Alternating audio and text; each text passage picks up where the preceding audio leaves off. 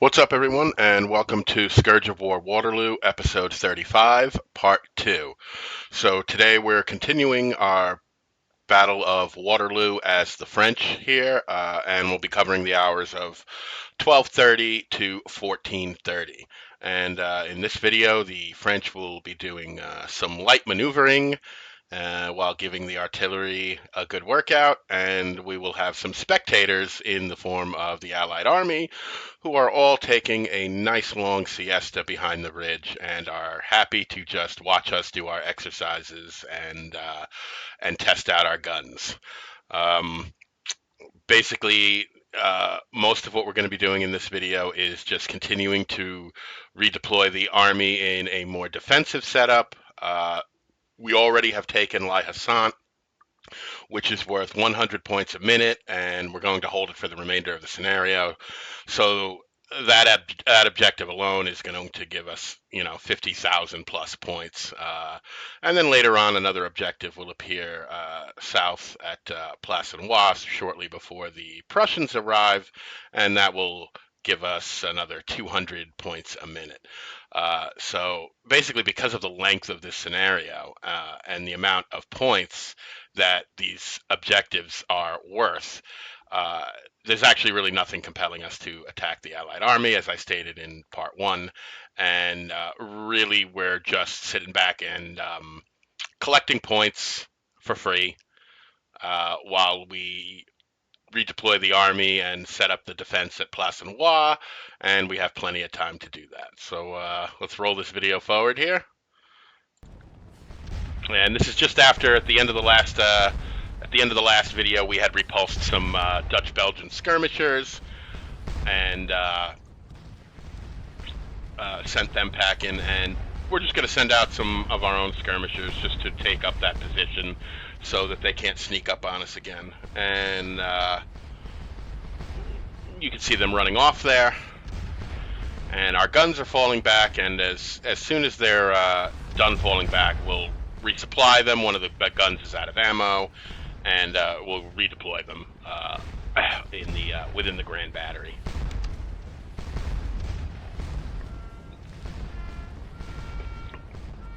So some of them are coming back. We just need to wait for the other three guns to reach their withdrawal position. And we will grab a supply wagon and refill all these guns who have expended a lot of ammo at this point. And this little house right here, which is not an occupiable house, but we're just going to put the skirmishers in these hedgerows right here, and some more skirmishers kind of just right here, just to keep an eye on Papalot and make sure they don't try something like that again.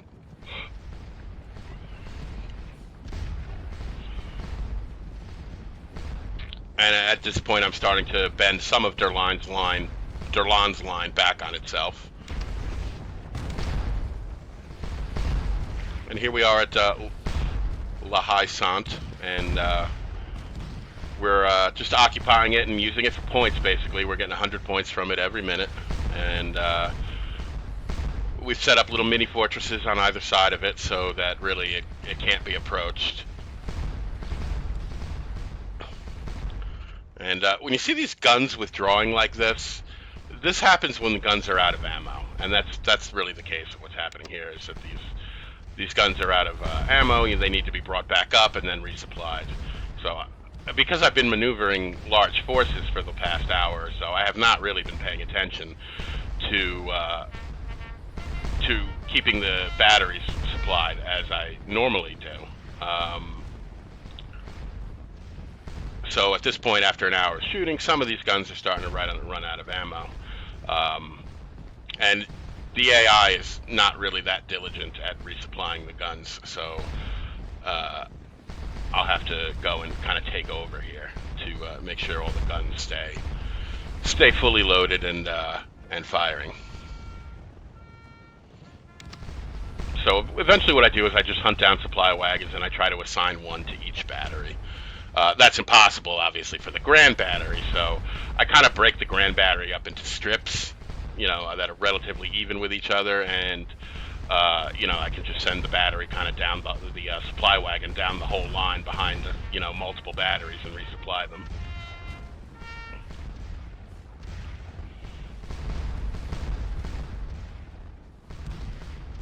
And all I'm doing here is putting skirmishers out in front of the guns. That's kind of common practice for me, just to screen the batteries with skirmishers.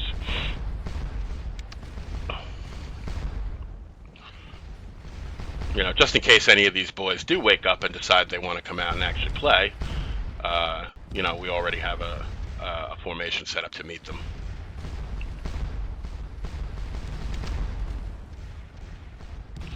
All right, so we have 2 supply wagons over here, so obviously we don't need 2 of them for 1 battery, so that other one can become the supply wagon for that battery. And we have a whole bunch of supply wagons back here, or at least 2 I see. We can bring them up and start using them to supply the grand battery. We may need to reposition some of these batteries because clearly that one has most of its guns still limbered because obviously they have nothing to shoot at. So we may need to reposition them so they can be more useful.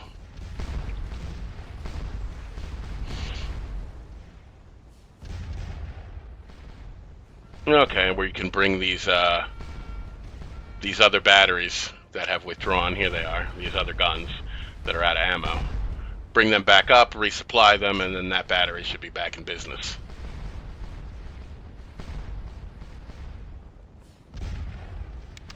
And what I'll do is I'll just stick the supply wagon where those 3 guns go, so that as they come into position, they'll just automatically get re-upped with ammo. And I think I put 1 more skirmisher unit in here somewhere.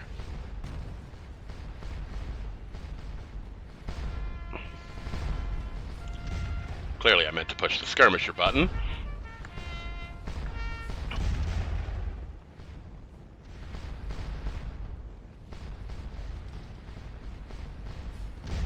And there they go. I can take charge of them and I'll place them in here somewhere.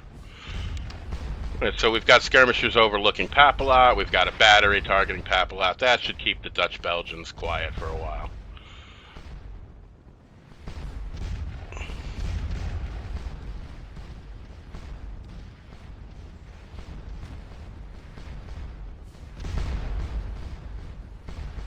So as you can see, we have the 6th Corps over here in Place Noire. They're not deployed in any kind of real formation yet. They're just over there. We have the Young Guard over here with some cavalry in reserve. And we have some cavalry in reserve behind, as well as the Imperial Guard artillery reserve behind the 6th Corps here. And like I said, as the game goes on, I will bend Derland's corps, some of it, and begin to siphon troops out of the columns here, and lengthen Derland's line so that they kind of meet up, kind of like this. So in the end, we're going to try and pull all these troops back and make, like I said, kind of an arrow-shaped defensive position, kind of like this, an arrowhead. And with the point being Derland's corps kind of folded in on itself and linking up with Lobau's troops at Place Noire. Lobau's troops will spread out a little bit more. They'll go further north because, as I said, they're not deployed yet. They're all just clustered in this area in column by division, and of course I'm going to set them up in more of a fortress formation that will go a lot further north. So we won't really need to link a huge amount of Derland's corps back on itself. Just kind of these 2 outer areas. I'm clearly back from my bathroom break here. And these are just the waypoint objectives for Papilot and the woods.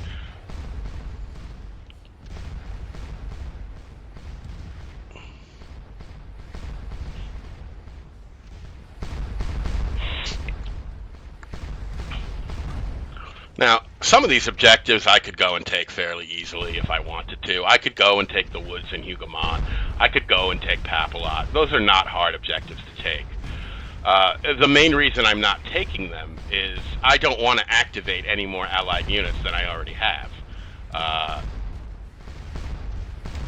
Because once you start activating allied units, then other kind of random events can happen, and some of the rest of the allied army can wake up.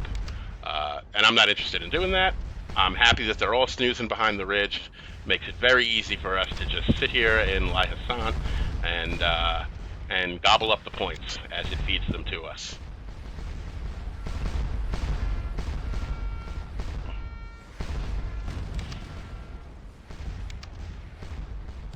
And I'm moving the majority of Hassan's brigade into the orchard here because it's very hidden back here behind the farmhouse here, so none of these troops can really get hit. And then the remainder I'm pushing down kind of into this depression, into the valley here, so they can't really get hit either. And really what we're doing here is we're using this battery here, and we're trying to take out this battery, because this is pretty much what's doing the damage to La Hassan and inflicting casualties on our guys. So the more of those guns we can take out, the less of an impact it will have on our men who are garrisoning La Hassan.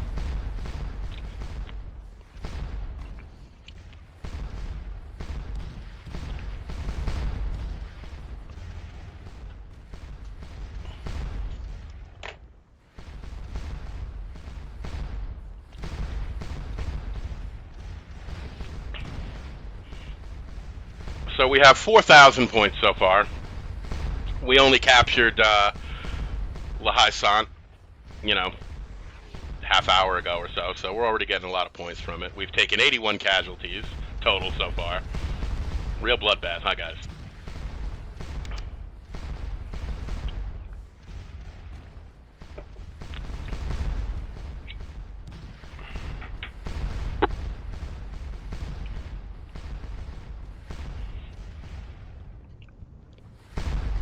And like I said, this is a long haul strategy in terms of rather than trying to capture a whole bunch of objectives, we have calculated that this one objective will give us enough points over a long enough period of time. And so that's pretty much what we're doing with La Hassan, is we're just saying we're going to hold this objective for the whole rest of the game, and that is something like 50,000 plus points, which in and of itself would be enough for a major victory. But of course that will be augmented later on by the 200 point per minute objective that appears at Place Noir, which is, another 40,000 points if we hang on to it the entire time.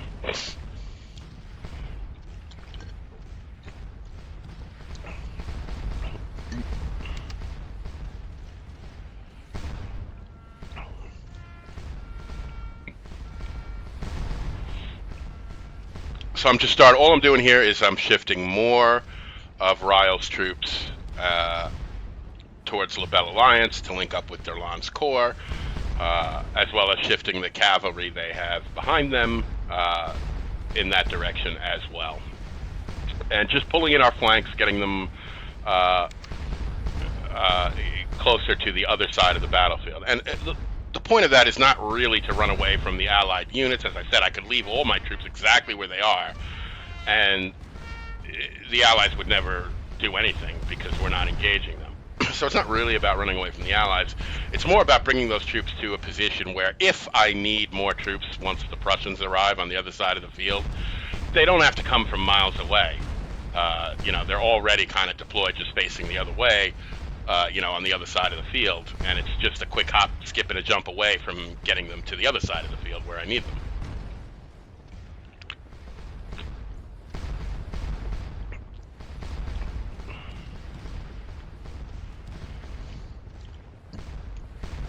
This is all of Derlan's Corps here, set up in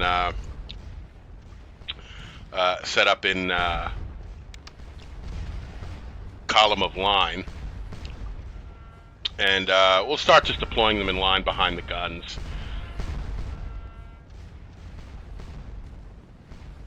And some of them will stay there facing that way towards the Allies, and some of them we will divert to start extending southwards towards Place Noir.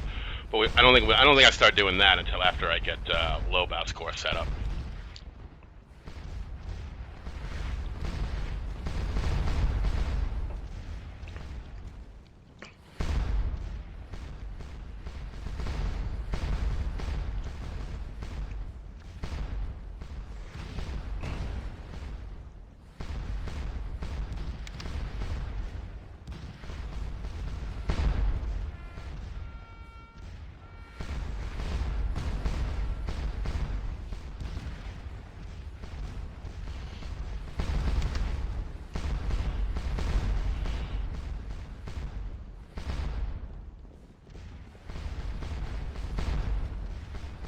I'm just continuing the redeployment here. There's really not too much to talk about here. The next two videos are probably going to be the two most boring videos of the series, because I'm really not doing much of anything but just reshuffling the army around. Nothing else really changes. The Allies don't do anything. The Prussians obviously don't arrive until much later. And it isn't until, I guess, probably part 4 that the Prussians first show up. So this part and part 3 are going to be a struggle to provide any type of meaningful commentary on, because there just isn't a whole heck of a lot going on. As I said, really all we're doing is racking up points from La Haye-Sainte and just waiting for the Prussians to show up. Because the Allies aren't going to do anything. They're just sitting here spectating.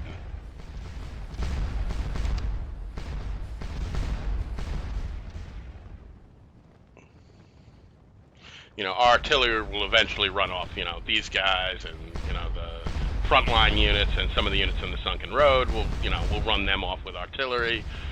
But other than that, not too much really happens.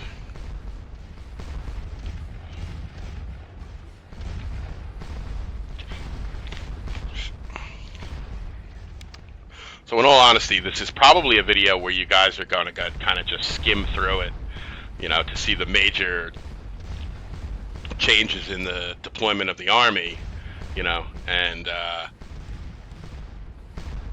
you know, that's pretty much kind of all you'll really need to see. You kind of won't really need to watch this video or the next one kind of minute by minute, because nothing's really happening. It's all kind of the same old story. We're just sitting here collecting points from La Haye-Sainte, and I always pronounce it wrong. I always call it La Haye-Sainte, and it's really La Haye-Sainte. I don't know why. It just comes off my tongue easier if I say La Haye-Sainte. I don't know why, but that's the way it sounds easier for me. So we're at nearly 5,000 points. We've inflicted 1,427 casualties, and we've taken 88 casualties. So as I said, the French artillery is just magnificent in this scenario, and they're producing tons of casualties. I mean, nearly 1,500 casualties just from artillery so far. Yeah, this Grand Battery is something else, and that's within the first hour and 15 minutes of the scenario that we've done that. Some of our casualties were, of course, from the attack at La Haye-Sainte. I'm gonna have to stop and think about it every time I say it now that I've caught myself doing that, as well as a few casualties we inflicted on the Dutch-Belgian skirmish units, but for the most part it's artillery. And like I said, the French just have so much of it. It's just absolutely ridiculous how many guns they have. You see, just every grouping of units seems to have a battery with them. And you can see some more guns withdrawing here. These two boys are out of ammo, so we're going to have to get a supply wagon up here and resupply these two bozos.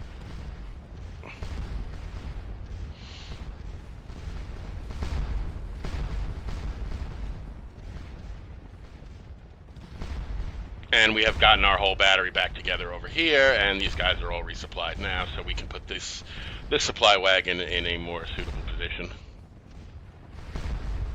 We got a supply wagon over here for this battery already.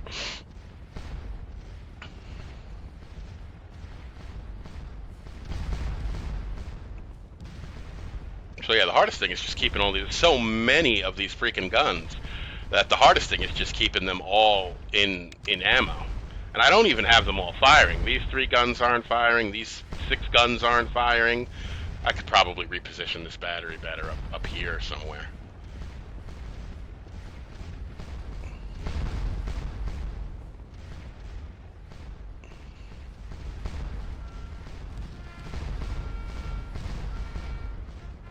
All right, so these boys are resupplied now, so they can head back up. And we'll bring that supply wagon up to stay behind this strip of batteries as well. And now by running this battery, this supply wagon behind all these guns, it'll just resupply them one by one as it passes them.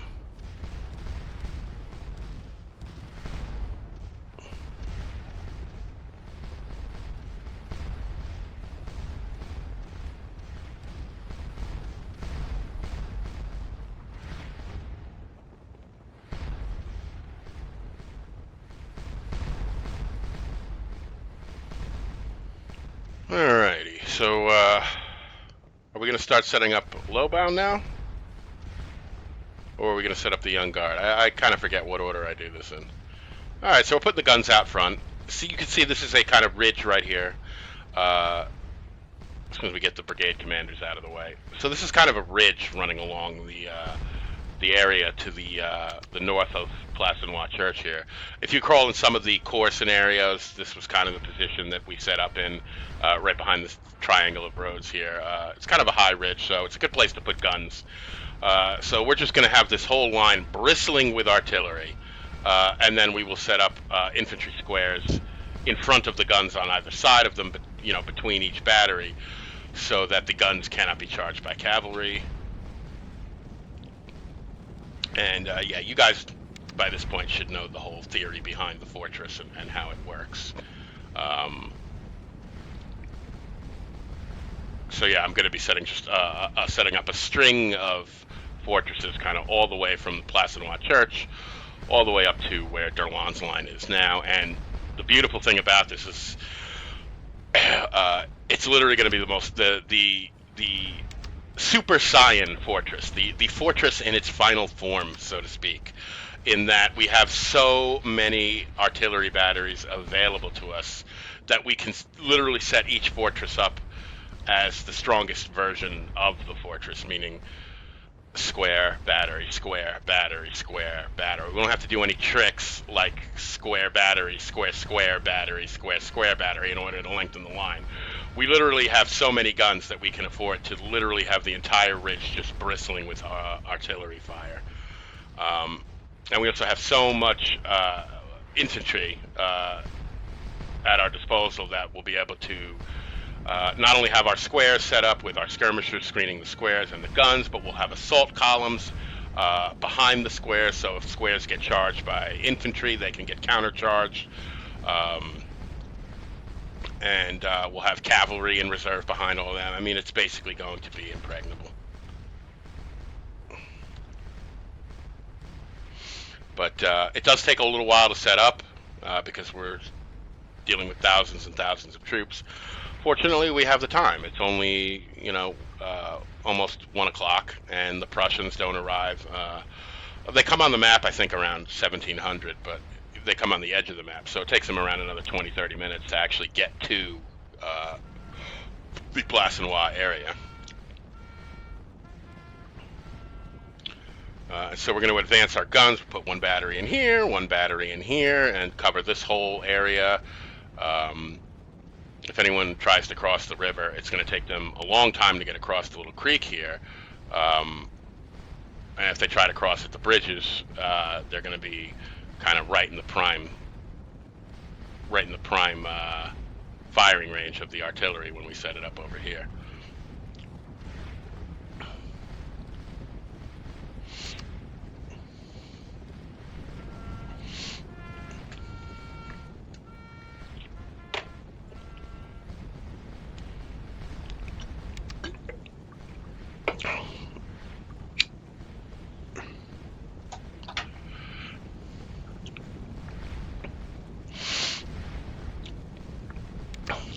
So again, what we're doing, we're going into kind of the second level of refinement here. So I've got all the troops over here now where I want them. And now I'm going to start to move them into kind of an outline of what I want the final deployment to be. And once I do that, I'll go back again for the third and final refinement, which is where we adjust everything to be kind of perfectly spaced out, where I'll kick out the skirmishers, kind of the final icing on the cake of the formations. And then we should be ready to go long before the Prussians get here.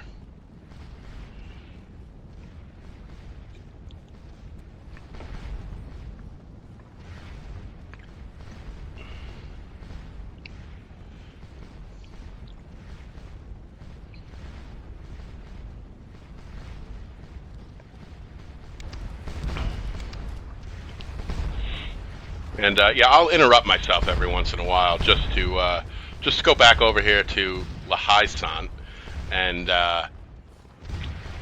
just make sure everything is still kosher. Everything's still going well.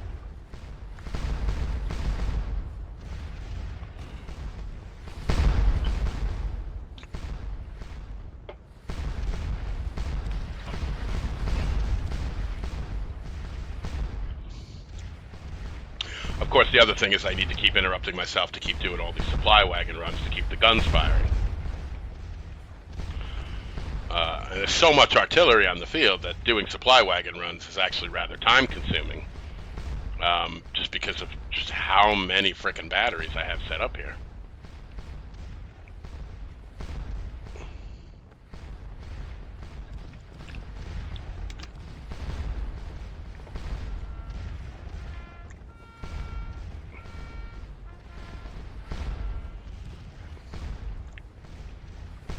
And I think I'm just going to shift this battery over just to focus some of the fire on the skirmishers in front of Mont there.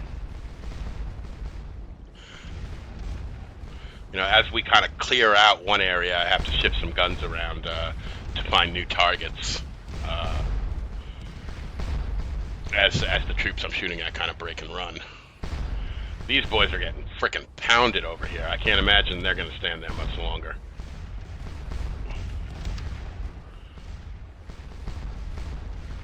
See all the granted they're laying down, but a lot of this is dead bodies. You can see just broken up parts of the formation here. So these guys are getting absolutely pounded on.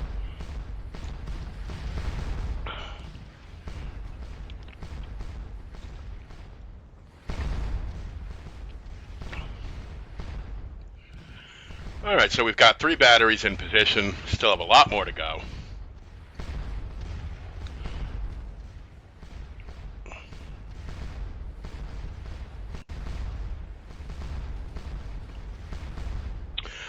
Now this video is still part of the actual, when I was actually playing the scenario, I think I played the first 3 hours. So I started at 11:30 and I stopped at 14:30. So at this point, I'm still watching Gettysburg on my other computer, and certainly not rushing myself in any way. So. If it sometimes looks like I'm just randomly losing my focus and going to other parts of the battlefield and kind of starting one thing and not finishing it and going to another thing, that's because I am. Like I said, I was not paying a tremendous amount of attention to the game. I was watching the movie more than I was playing the game, because I just knew I had so much time in the game to actually do what I needed to do. Had I focused all my attention on the game, you know, I probably could have had everything set up, you know, within an hour and a half, 2 hours. I probably, you know, but, you know, I was also just watching a movie and kind of just half-assing my way through this aspect of the scenario, because I just know there's nothing really going to be happening.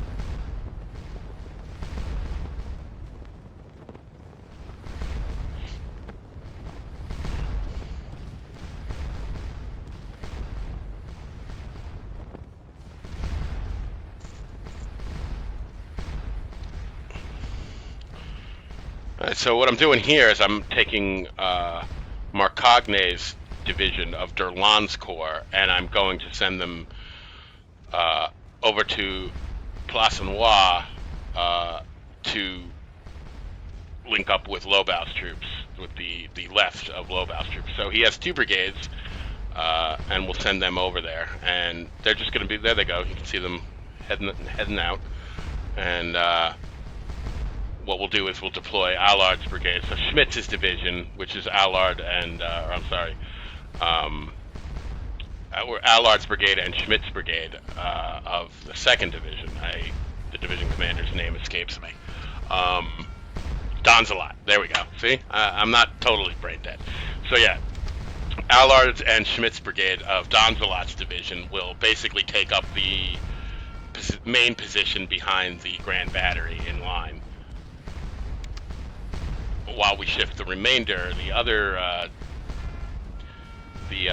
two divisions of Derlan's Corps to the Plassenois front. His remaining division, Passage's division, is actually the division over here occupying La Haye-Sainte. Charlet's brigade and Bourgeau's brigade. So that's Passage's division, the 1st Division. So the 2nd Division, Donzelot's division, with Allard and Schmidt's brigades, they're taking up the main line behind the Grand Battery, and the 3rd and 4th Division, Marcogne and who's the 4th Division? Duret's division. They will become part of the Plassenois front. Duret's division kind of is kind of the linchpin that connects Derlan's main line to the Plassenois line. And that's kind of my thought of how everything is going to go down here.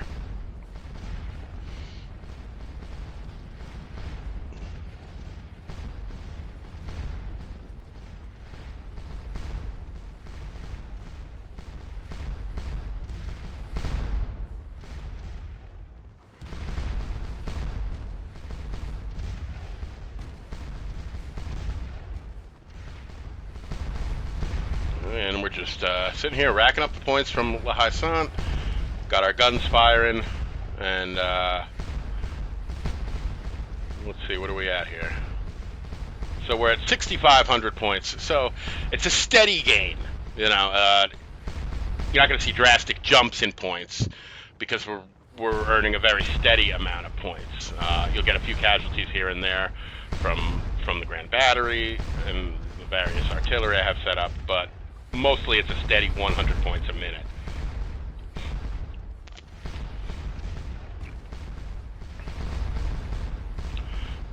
You'll start to see bigger jumps in points once the Prussians arrive, because instead of 100 points a minute, we'll be gaining 300 points a minute, because we'll have both the La Haye-Sainte objective as well as the Plassenois objective. And on top of that, we will be throwing the Prussians the beating of their lives.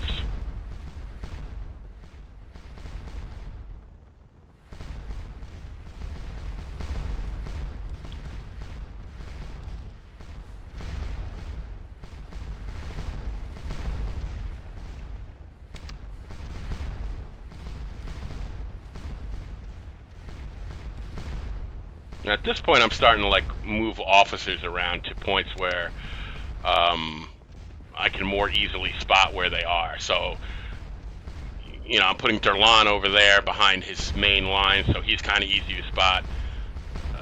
I've always just kind of associated Napoleon with La Belle Alliance, probably from the movie Waterloo, but that's kind of where I associate him being, so I'm moving Napoleon back there towards La Belle Alliance, really so that no matter where I am on the battlefield, I can just kind of swivel the camera, find La Belle Alliance, and I know Napoleon's there. And I can just click on him without necessarily having to hit the go to me button and kind of lose my camera view. All right, so we can get back to Plassenois here.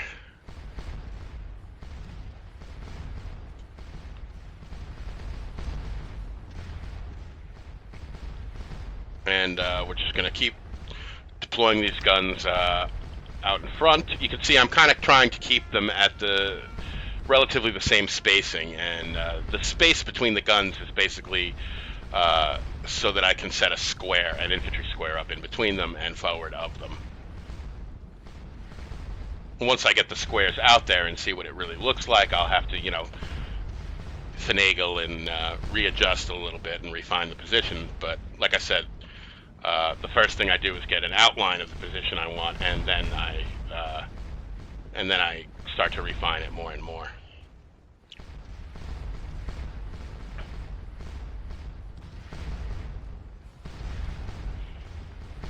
So here we are at our extreme left here. Plenty of cavalry. I just can't believe how much cavalry and artillery we have. It's just crazy.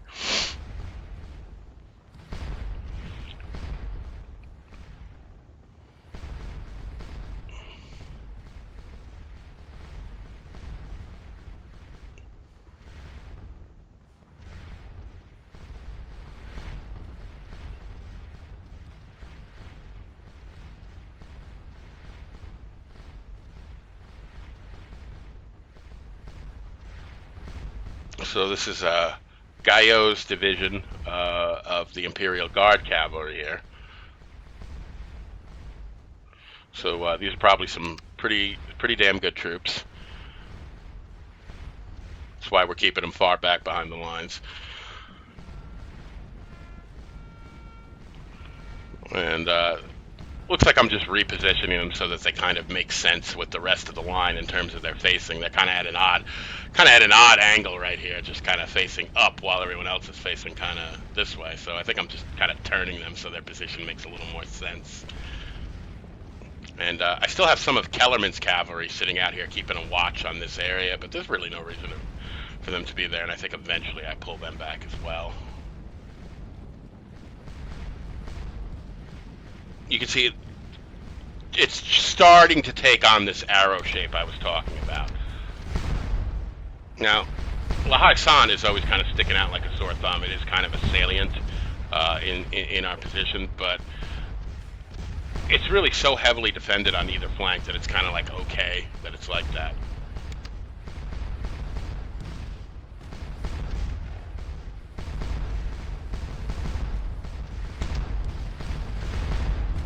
This is actually a horse battery. It was probably not a great idea to put a horse artillery battery out that far, like they were a regular battery, because horse batteries tended to be smaller, rather than 6-pounders. I think they carried, like 4-pounders, like, smaller guns and so forth. So, in an artillery duel with the British, that battery may not do so well because they're smaller.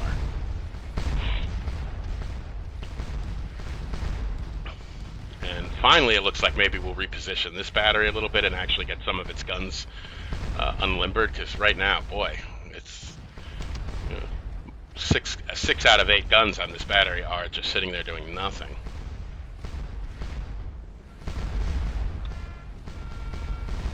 Of course, that's kind of a weird facing. I think we should angle that a little bit more towards the left. I don't know.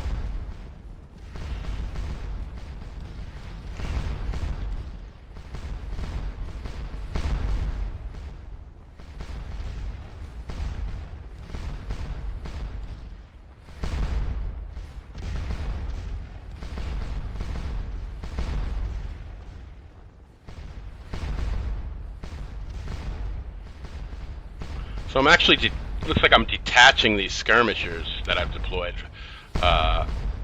from the brigade. Normally when I do something like that, it's because I want to move the brigade as a whole without moving the skirmishers. But, like I said, I was watching a movie when I was doing a lot of this, so I'm actually having trouble recalling kind of the more specific details of what I was doing. I certainly know the broad outline of what I was doing, but some of these moves I'm making, I'm not quite sure what I was thinking when I was doing it, because, like I said, I was watching a movie at the same time and not totally paying attention to what I was doing. So I may have just done that. I mean, I normally have a reason for doing that. When I detach skirmishers from the brigade, it's usually because I want to move the brigade somewhere and not have the skirmishers move. And I want to move the brigade as a whole by just taking all the troops off of take charge and commanding from the officer. So if I detach the skirmishers when I actually take the brigade off of take charge, it doesn't affect the skirmishers because they're no longer considered to be part of the brigade. And so I can move the brigade without moving the skirmishers. That's normally the reason I do something like that. Um, However, it looked like all I did was detach them, but I didn't move Bruce's brigade. They're just still sitting there, so I don't know why I did that. Maybe I was planning to move them later. I don't know. But if I was in this situation, if I was planning to move the whole brigade, I would think I would recall the skirmishers. But we'll have to see what I was thinking later on.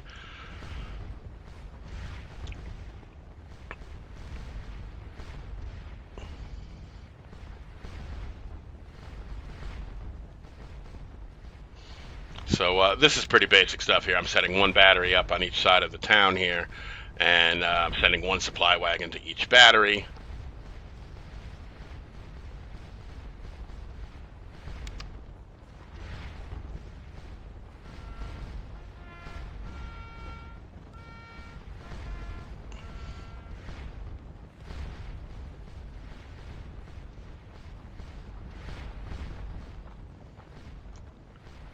And I think I've got my brigades a little mixed up here.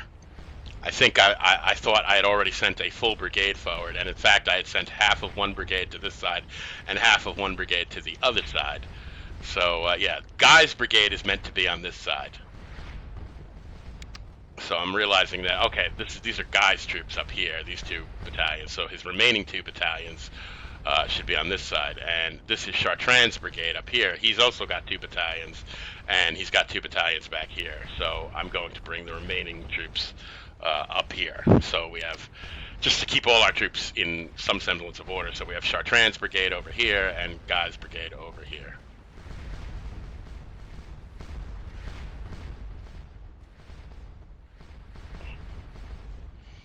And with the young guard moving forward, we can put the cavalry's artillery batteries in front.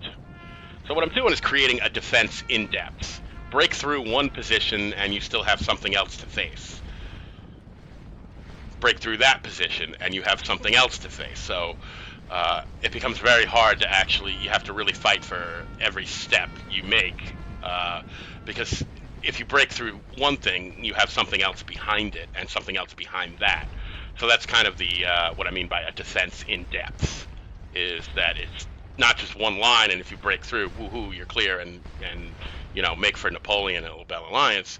It's if you break through, you have to break through. Then there's something else in front of you, and you have to break through that. And if you break through that, there's something else behind it, and you have to break through that. And it becomes, like layers of defense that the enemy has to try and break through. And in all honesty, I'm just setting up that kind of defense just so I have something to do with the troops, because the odds of the Prussians breaking through a wall of fortresses like this is, at best a cold day in hell kind of chance of happening.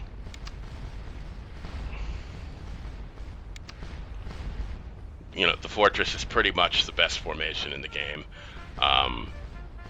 In order for it to be broken through, you would have to jack the AI stats up to godlike levels. You'd have to jack their morale up, jack their aggression up, and if you jack the AI up to the point where it would overrun a fortress, it'll overrun everything else you could do too. So that's why I say the fortress is pretty much the strongest formation in the game.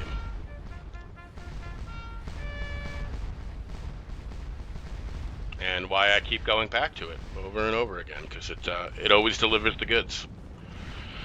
So Guy and Chartrand's brigades are moving into position. We'll just bring his whole brigade up here.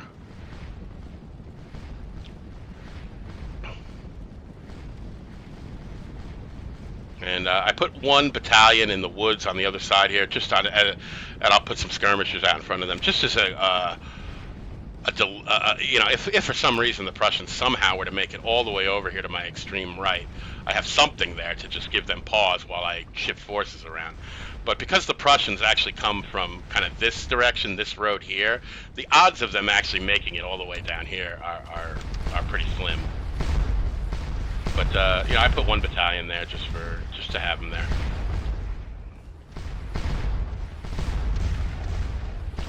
Isn't it convenient how I always seem to bring up the mini map where at kind of just the right time to make a point on it? You know, I assure you, I'm not doing that on purpose.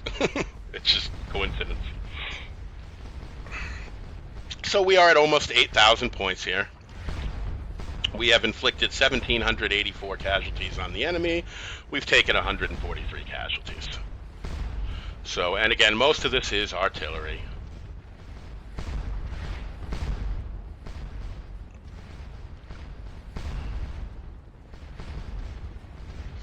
Where the heck do you think you go? You are going. Look at the supply wagon. What are you doing? Why is a guard, a supply wagon of the Imperial Guard heading for Kellerman's cavalry? Get back here, you dolts. Okay, we've taken command of them. First of all, Kellerman's cavalry has their own supply wagon. Or, well, that's one of Kellerman's divisions, and I think this is the other one. Kellerman is a corps commander, so he would have, yeah, this division and the division over here are part of Kellerman's cavalry corps. Or no, is this is the Imperial Guard cavalry. So where the heck is the other division of Kellerman? Oh, I bet I brought them back over here, kind of off the map here.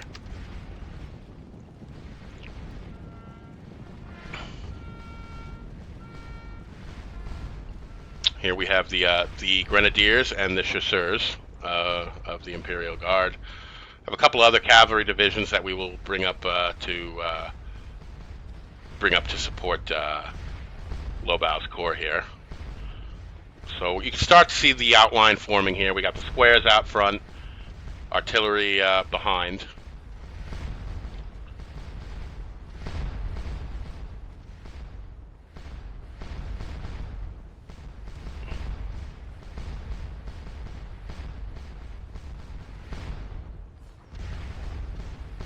And I'll place another square here, and then I'll place a battery over here, and then another square, and so forth. And that will give me what I call the skeleton of the fortress, which is the basic starting formation for the fortress is the two squares and the artillery battery behind it.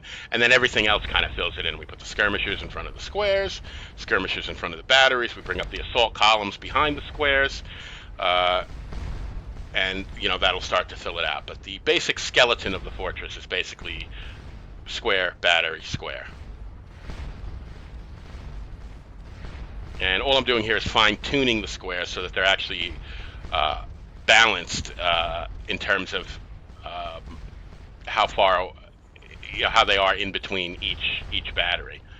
Because while the cavalry will charge kind of the first thing that comes within its charge range, you also kind of want to make sure that the engaged zones of both squares are kind of overlapping each other, so that if any cavalry does kind of come in between here, you know, they're kind of within this both squares engaged distance. But as far as charging goes, cavalry usually will charge the first thing that comes into its charge range, which is why we have the squares forward of the artillery, so that the artillery won't be targeted, the squares will. And obviously cavalry can't charge squares, so what we do is we put the skirmishers out in front of the square as bait for the charge. So the cavalry charges, before they hit the skirmishers, we recall them, and then they're stuck out there reforming in front of a square and an artillery battery in canister range, and you'll see that, you know, rakes them over the coals pretty good.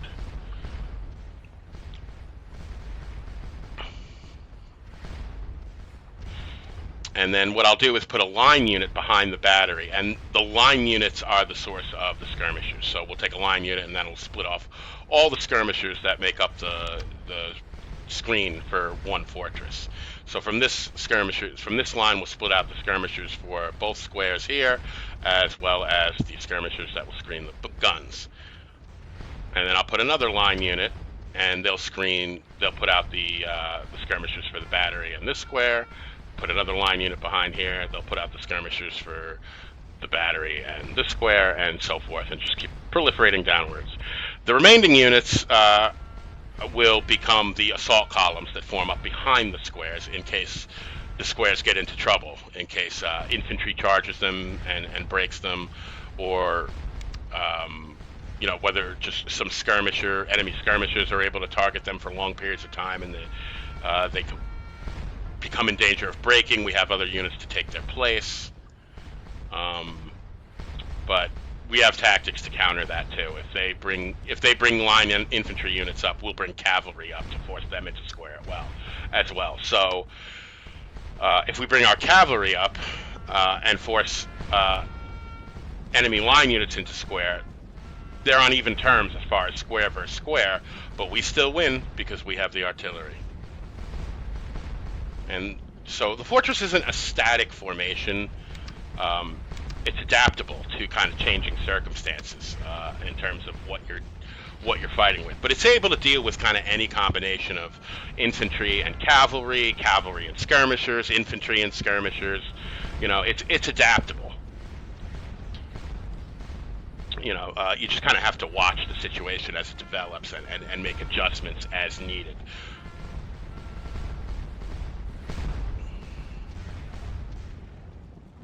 So we're getting pretty close to Durlan's line here.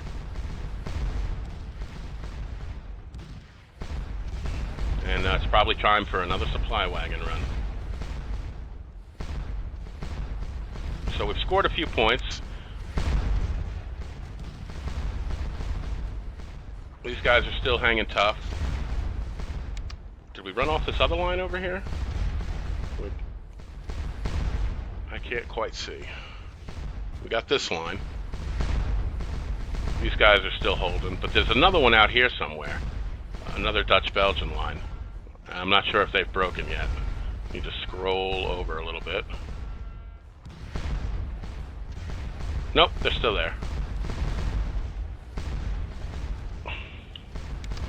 So yeah, most of the Allied line is still intact here. We have whittled down enough troops that they no longer hold that objective.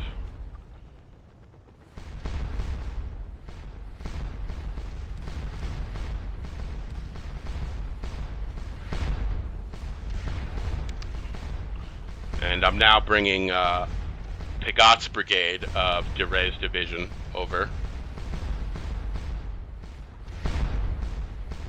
to again help lengthen the line.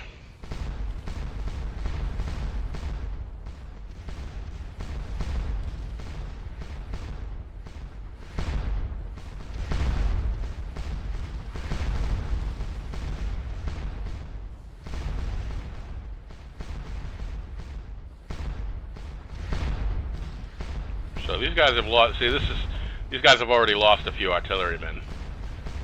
No guns yet, but like I said, there's 3 main British batteries out here, and they're tangling with a horse artillery battery, and it's kind of an uneven fight for them. So I don't think I made such a good choice in putting that battery there. This battery is a little discombobulated. I should probably reorganize them a little bit. And you can, if that ever happens, you can do that just by re-hitting the formation button. I don't know if I do that right now and then, but if I wanted to bring these guys all back into kind of a cohesive line like this, just re-hit the formation button, and they'll the line button, and they'll all go back to where they should be.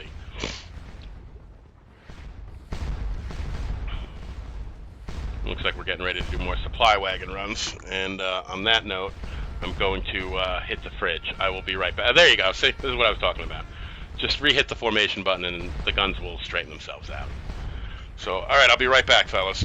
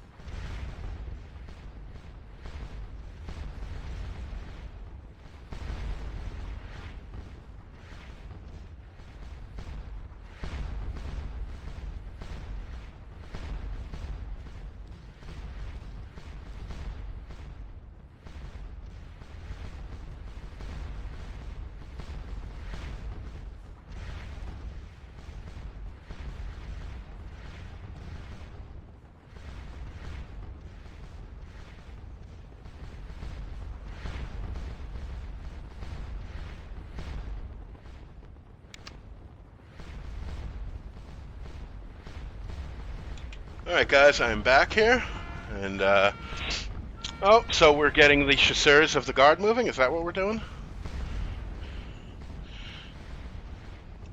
There they go.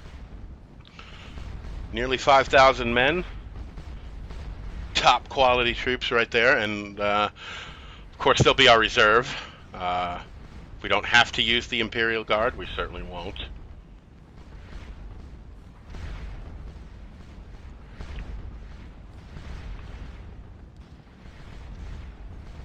So, it's kind of weird the way the Imperial Guard divisions are set up. So, we have the commander, who is Morand, and I guess he's considered a division commander, but the actual troops themselves are commanded by Cambronne. So it's really like there's two commanders for like what amounts to a big brigade. Now, Moran would also command the artillery, while Cambronne, I think, just commands the infantry. And the same on with the grenadiers. Friant commands the actual division, while Baron Jean-Martin Petit here commands the actual infantry. So it's a little weird the way it's set up.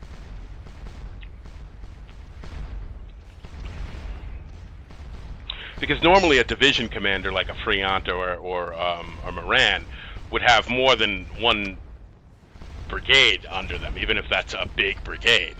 But the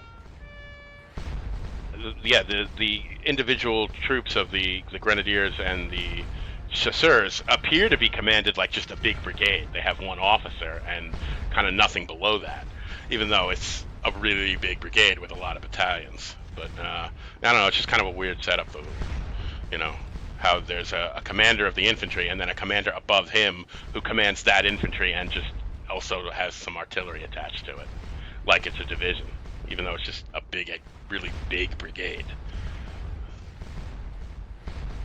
At least in terms of the game's organization. I don't actually know how it was handled historically in real life, how the Imperial Guard was organized, but in game it appears that the grenadiers and the chasseurs are just one big ass brigade.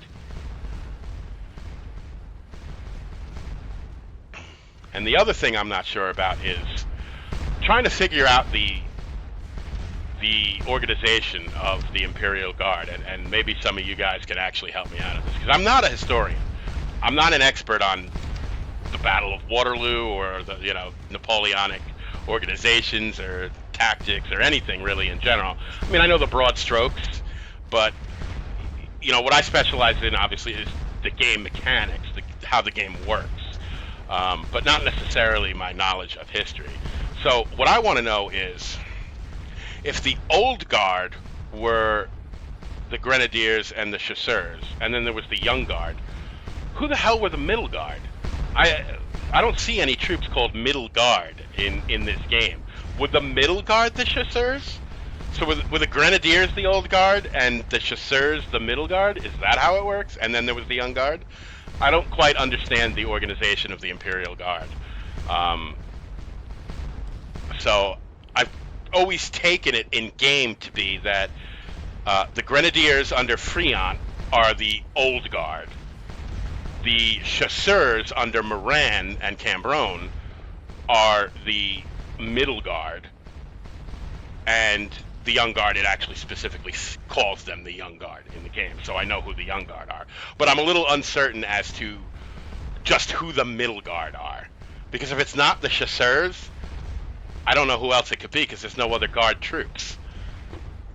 And yet I've constantly heard the term middle guard in reference to the Battle of Waterloo, that it was troops of the middle guard who made the final charge against Wellington's line, while it was the old guard who formed the squares covering the retreat. So I've heard the term middle guard definitely in regards to the Battle of Waterloo. I just can't identify in game who they are. I think it's the chasseurs, but I've also heard the chasseurs been referred to as part of the old guard. So was middle guard kind of like an informal designation? Was there not really a middle guard? Was it kind of like an informal name for them? For maybe the difference between senior members of the old guard and less senior members of the old guard. Um, yeah, I'm not sure of any of this. I'm just kind of um, theorizing, I guess, because I can't really determine who the middle guard are in the game. Um, the Grenadiers contain the vast majority of the highest troop quality troops, the level 8 elite troops. So in that regard, I've always considered the Grenadiers to be the old guard, because in game they tend to have the highest level of troops. That's not to say they don't have any level 7 veterans. I think they have one or two battalions that are level 7 veteran troops, and I think the Chasseurs have a couple of battalions that are level 8 elite troops. So, but not as many as the Grenadiers. So in my mind, I think the Grenadiers are the old guard and the Chasseurs are the middle guard, and that's kind of the way I think it works out in game. But as far as how things were organized historically, I really don't know.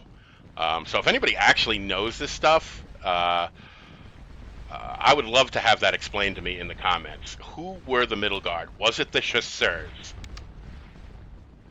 the troops under Moran and Cambronne? And was the troops under Friant and Petit, are they the old guard, what we consider to be the real elite troops of the French army? And if anybody can actually clarify how it was the Imperial Guard was organized for me, hopefully it will better improve my understanding, because it doesn't always make a whole heck of a lot of sense to me. The way it's organized in game, or at least I don't totally understand it. In terms of, I know who the Young Guard are, because they're actually, as you can see, they're called the Young Guard. Oh, that just says split battalion, but yeah, Young Guard right here, Division de la Young Guard. I'm assuming that means Young Guard. So I know these guys all are the Young Guard, and I'm guessing the Grenadiers are the old guard. What I'm not sure is if the Chasseurs are part of the old guard, or if they are the middle guard. And I'm also not sure if the term middle guard is actually like a true organization, or if it was just some kind of informal name for less senior troops of the old guard. Like, I don't know any of that stuff. So if any of you guys know this stuff and would like to explain it to me in the comments, I'm all ears. I'd love to know who the middle guard were, and if it was a real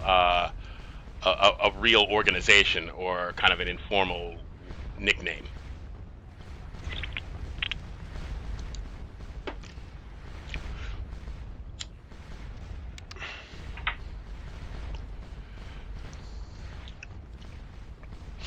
And if neither the Grenadiers or the Chasseurs are the middle guard, then I think we're missing some troops in the game, because I've never seen any troops specifically called middle guard. So anyway, enough ranting about the Imperial Guard. So now we're kind of going into our next level of refinement here, where we're kicking out the skirmishers to screen the squares and the guns, as well as occupy some of these hedgerows out in front of Place Noire. Now you'll notice I put a unit in the church. This is not because I actually want to defend the church. Remember I talked about the objective that appears at Place Noire? I actually hadn't played the scenario in a long time. So at first, because of all the other Place Noire scenarios where the church is the objective, and I'm sure you guys remember from the Division and Core series, all the Place Noire scenarios where we're fighting over the stupid church, that I just assumed that the objective for Place Noire was once again going to be the church. So I just stuck a unit in there. It's actually not. It's back on the crossroads there, right behind the church.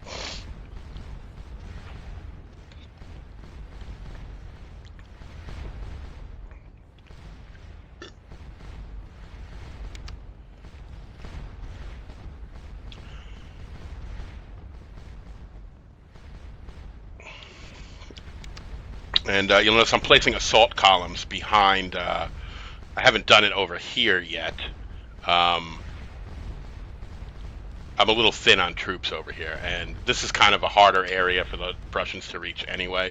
But you'll see I'll start to move these guys in behind the squares to put the assault columns in reserve. And these guys will go here, these guys will go here, these guys will go here, so that I have an assault column as a counterattacking force in case any of these squares get charged and broken. I can immediately countercharge with assault columns from behind. And that is the point of putting the assault columns right behind these squares.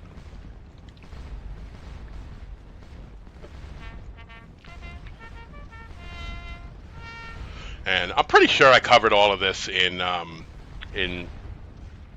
some episode of the Grog Toolbar Demystified, either the infantry one or maybe the final episode, putting it all together.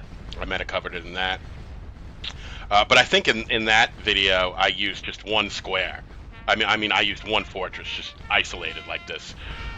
So this is kind of the first time you're going to see a series of linked fortresses actually be involved in a battle. I do think I set up a series of linked fortresses in one of the core scenarios. I think it was in this exact spot here too. I think it was God, what was that scenario?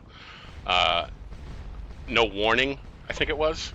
But you didn't really get to see it in combat because our cavalry delayed the Prussians to such a degree, and it was only an hour-long scenario, that the Prussians really did not get a chance to engage the fortresses because they couldn't get here in time before the scenario ended. So this is kind of the first time you're really going to see a line of fortresses like this actually be engaged by a large force and see how it really does up against an AI-controlled force. And you'll see it's devastating. It really is a devastating formation. Just the sheer amount of casualties it inflicts.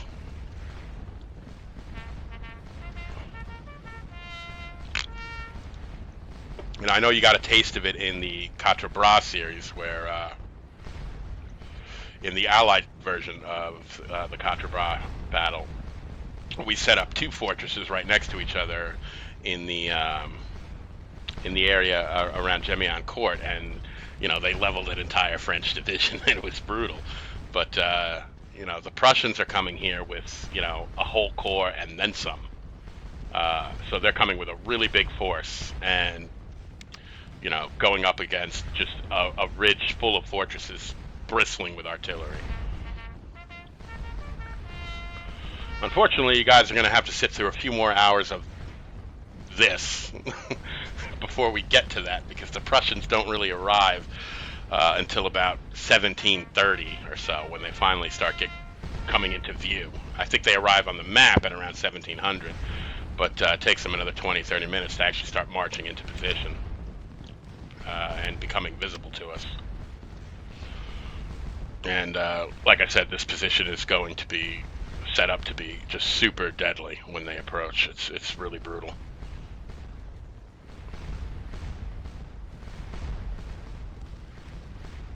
So yeah, this little crossroads right here, that's where the objective appears, and I thought it appeared at the church.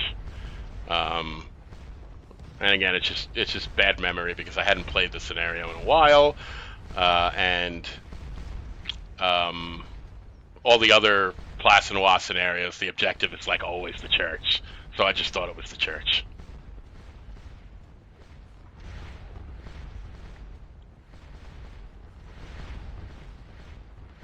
See, all it says is Corps des Chasseurs de la Garde. It doesn't say anything about whether they're part of the Old Guard or the Middle Guard, and I can't really find anything in there that would either classify them as Middle Guard. I just don't know who else the Middle Guard could be, if not the Chasseurs. Because it wouldn't make sense for it to be the Grenadiers. The Grenadiers have more elite level troops than the Chasseurs do. So I'm assuming the Grenadiers are the Old Guard.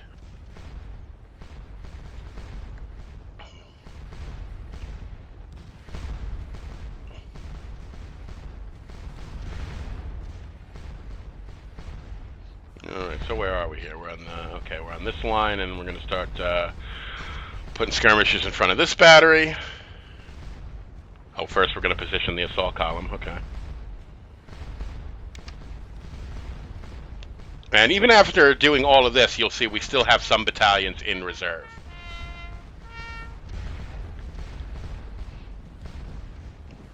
So this is the basic outline. Square, square, assault column, line for the skirmishers, and then skirmishers in front of each square, and the artillery.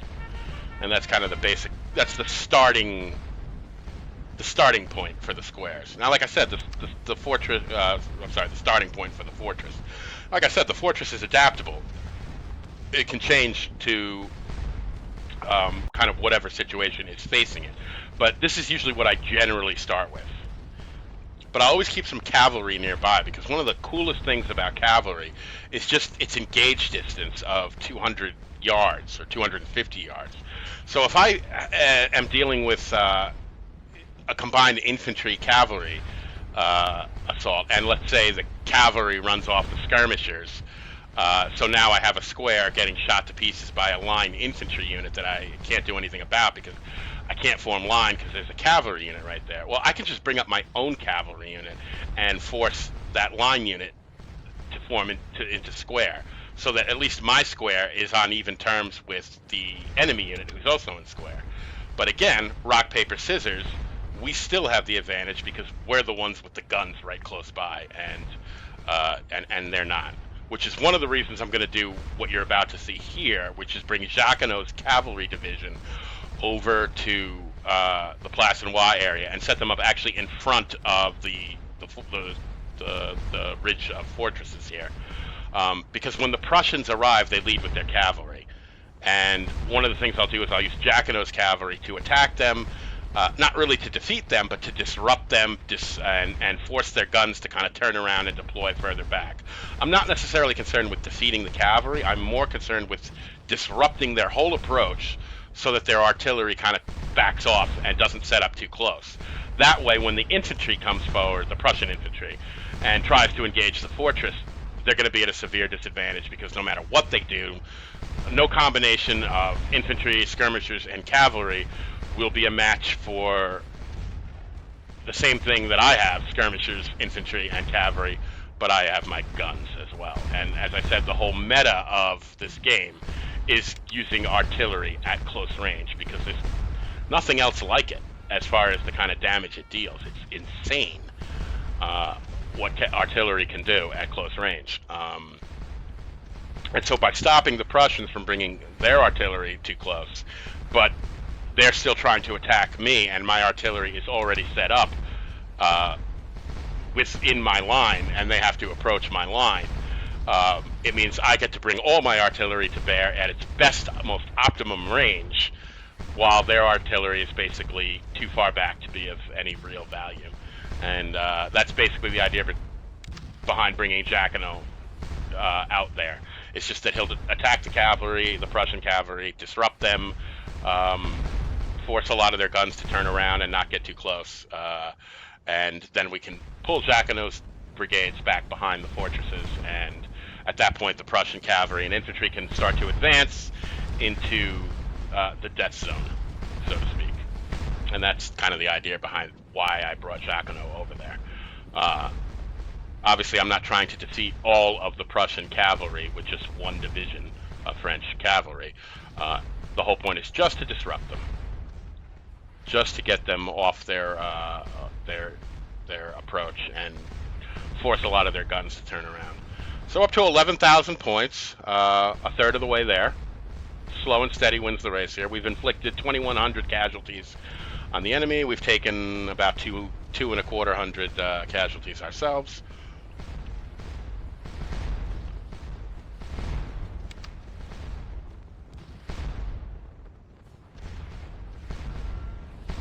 And while Jacquinot is moving out in front of the fortress position, we'll continue developing the fortress. We're using the reserve artillery of the Imperial Guard now, and Lobau is very happy that the Imperial Guard has loaned them to us, because look at what we are creating here. Just look at this. Look at all these guns. Is this nuts? What do you see? What happens, guys, when all these batteries unlimber? That's the Prussians' approach. If I were the Prussians, I would have turned right around. I'd have said, nope, Back to Wavre we go. Of course, historically, that's not really what happened. Napoleon did not set up a defense this strong. He was, of course, trying to actually defeat the Allies, which, we're not, because the Allies are just sitting there sleeping for us. So the setup at Plassenois was largely a quick fix historically. Lobau just kind of got over there in time. They had a couple of cavalry brigades out there to stall the Prussians, but it certainly wasn't set up the way we're setting it up here with all this cavalry as a reserve. And of course, in game, this fortress formation is pretty broken. In real battle, there's no such thing as a broken formation. But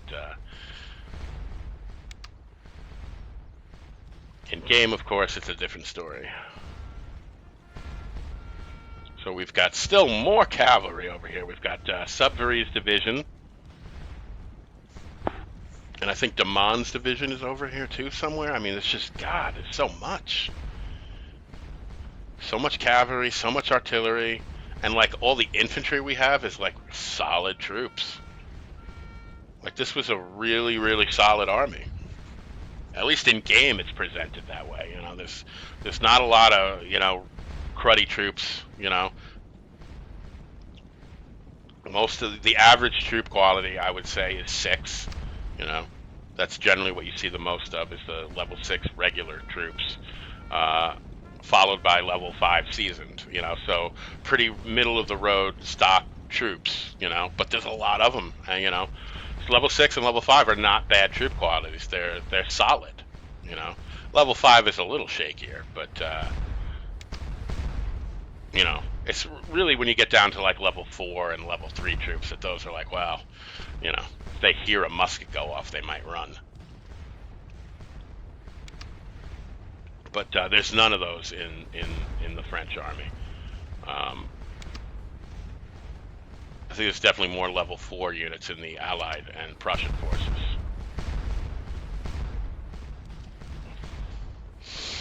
That's not to say the Allies don't have some solid troops too. Wellington, of course, had the Coldstream Guard, who are rock solid troops. I mean, they're all level 7 veteran troops, and their battalions are freaking huge. It's like they have 1,000 man battalions. It's like they're enormous. And that was definitely Wellington's best troops, were the Coldstream Guard. And this battery is catching a beating. I knew it. This is a bad idea, putting a horse artillery battery to go against all this artillery, Allied artillery on the ridge. They're getting pulverized. So I'm trying to like reposition them. I really should just get them out of there, but it's like, I don't know, sometimes I just do dumb shit. What can I say? Sometimes I'm stubborn. And I'm just like, no, I'm going to reposition this battery, and then it'll start getting the best of it. So, okay, now this battery's starting to gain some points.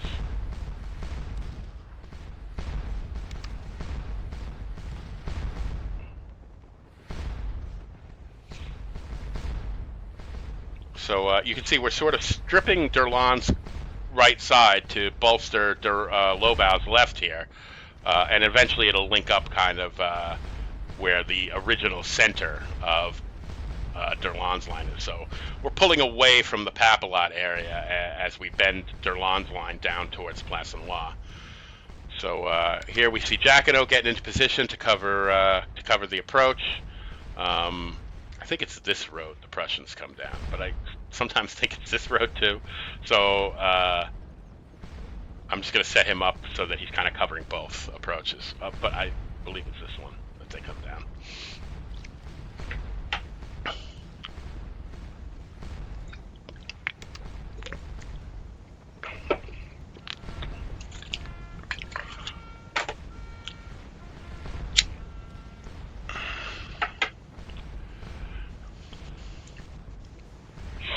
So yeah, and their whole purpose is just as the Prussians arrive, and as I said, they their leading troops are cavalry, we can attack their cavalry, disrupt them, and for long enough that their guns kind of have to turn and back off and set up further back, while our guns are already perfectly positioned where we want them to be.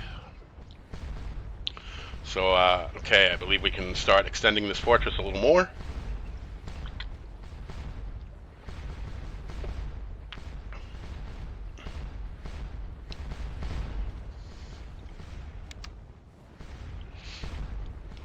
Now, generally for the line units that I put behind the artillery, I kind of look for the smallest unit, because I want the troops with the most number of men to form the squares and the assault columns. The squares so that they can take much more losses, and the assault columns so that they're big enough to be an effective countercharging force.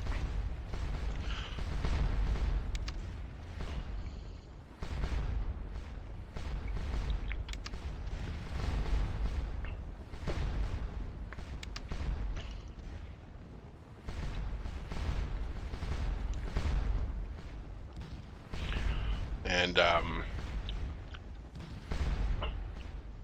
okay, so these are those skirmishers I detached before. You can tell by the minus sign down here that they're no longer attached to the brigade.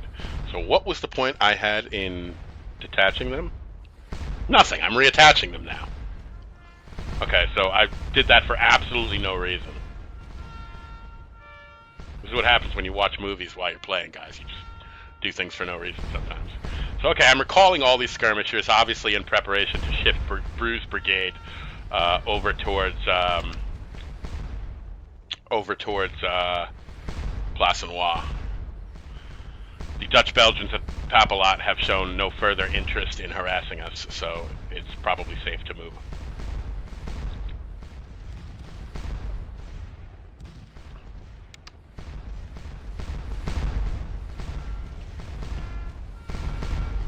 And as I said, Donzelot's division, Allard and Smith, we will leave them in position in line behind the guns, behind the Grand Battery, just in case the Allies decide to finally sometime get off their butts and do something.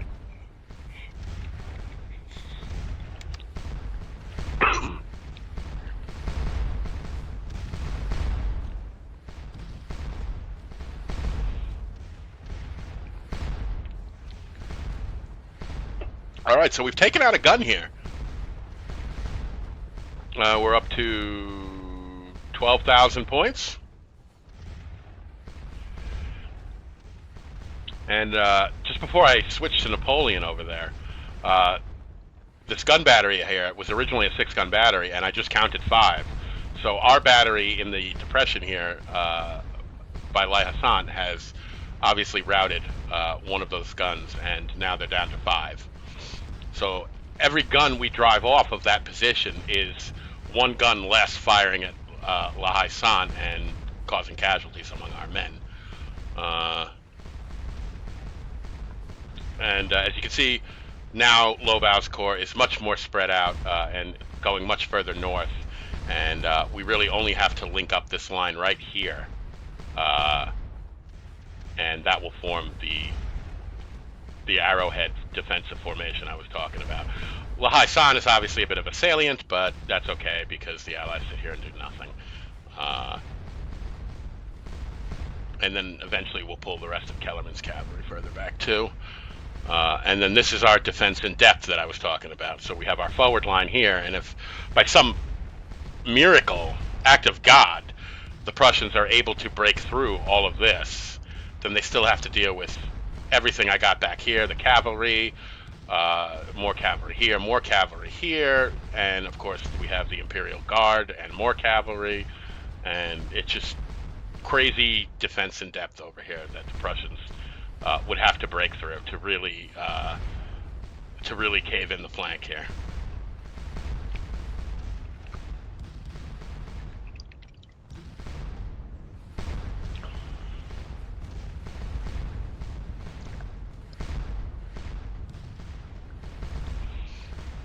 I'm not sure what I'm doing at the moment. Oh, it looks like whatever I was doing, I'm back. Probably a bathroom break. As I said, when I was actually doing the playthrough. I did the first part here was just 3 hours. I wanted to have enough footage to do parts 1 and 2. So I went from 11:30 to 14:30. So I was sitting here for quite a while. So we're coming up on 1400. So we'll go another 30 minutes.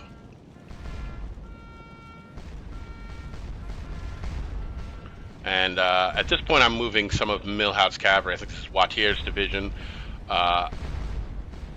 And I'm moving them forward just so I can have some space back here as I bring in more reserves to face this way towards part of the Plassenois line. So I think what I'm going to do is split up Milhaud's Cavalry. I'm going to take Watier's division and deploy them in line behind Donzelot's infantry division, while I take the other division, Delort, and deploy him in line and make him part of the reserve for the Plassenois front. And then all we really got to do is link up these two portions of the line. And part of that we're going to do with Bruce Brigade. We're going to bring them over. And I think we will either bring some of the guns off the Grand Battery eventually, or use some of the guns that are still back here. Like I said, you're never going to want for cannon in this scenario. It's just everywhere. And then we'll pull some troops from Ryle's Corps over on the other side of the field that just aren't doing anything, and they will do perfectly to thicken up this last part of the line here.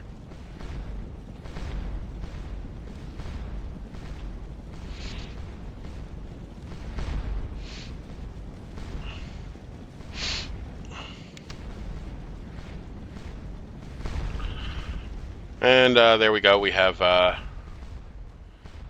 Jacquinot's division out here, and I'm just going to split it up a little bit. I'll put one brigade on each side of the battery.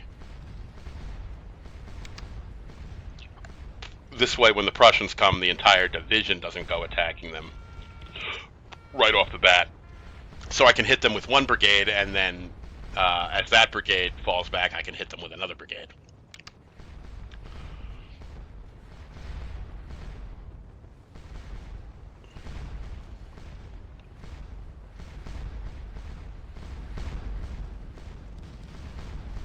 So yeah, we can see Watier's division of Milhaud's Corps moving up behind Donzelot's division, and his other division, Delort, is deploying in reserve at Plassenois, or in that Plassenois position.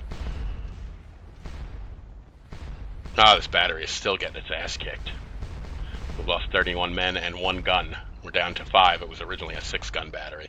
And I'm just being freaking stubborn as all hell. I'm like, nope, I repositioned them. They're going to do better now.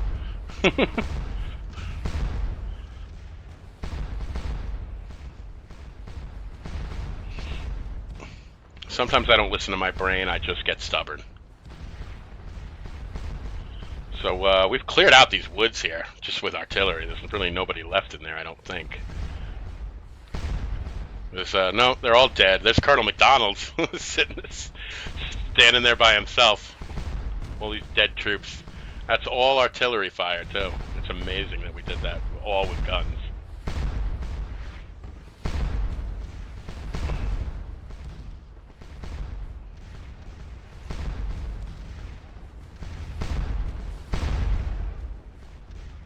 So this far right battery has actually stopped firing completely because there's really no targets left for them. I could probably ship them somewhere better, but it's just like, I have so many guns on so many parts of the field right now that it's like...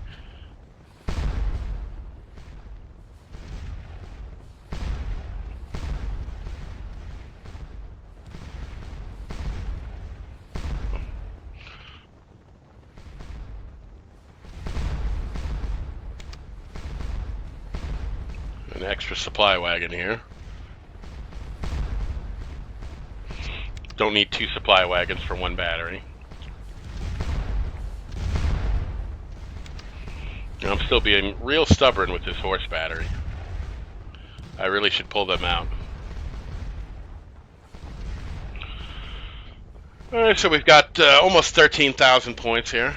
We've inflicted 2,200 casualties. We've taken 237 casualties. So hardly a big, huge, epic battle here. And, 99.9% of these points are just coming from occupying the La Haye Sainte objective and just holding it for hours and hours and hours.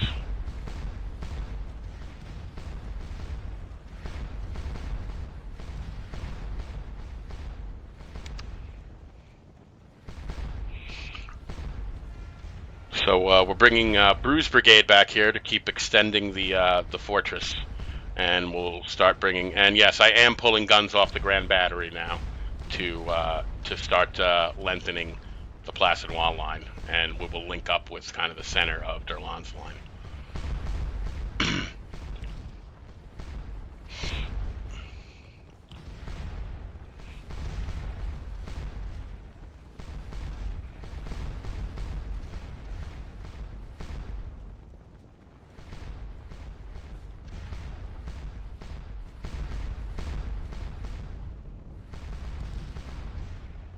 We have our Grenadiers,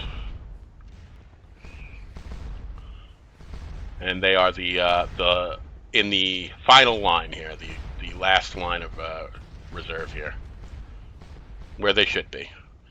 It looks like I'm just going to shift them a little bit over towards the more center of the line here, so that I can, if I need them, I can quickly move them either that way, or that way, and they're kind of in a central position here. And the chasseurs I have back here in case the kind of more southern area of Placid-Wall is pressed. But when the Prussians arrived, I realized that's kind of unlikely. And what ends up happening is the objective appears on the crossroads behind the church, and I don't have anyone to cover it, so I end up bringing up the chasseurs there anyway.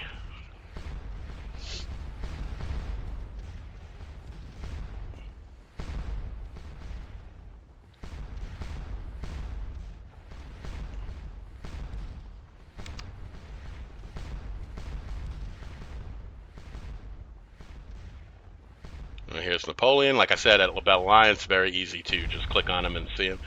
So we're at, like I said, 13,000 points.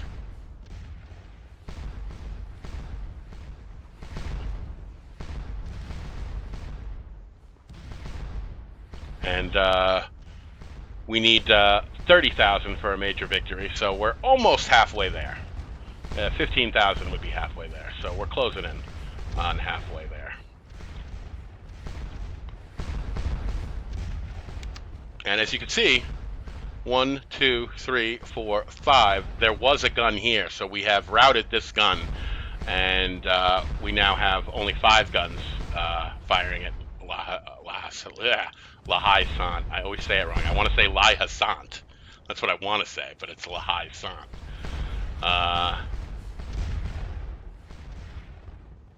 And I'm just checking on these troops. You can see they're taking casualties. That's to be expected. They're not engaged with anyone, so they can't gain points, but they're being shot at by the Allied artillery.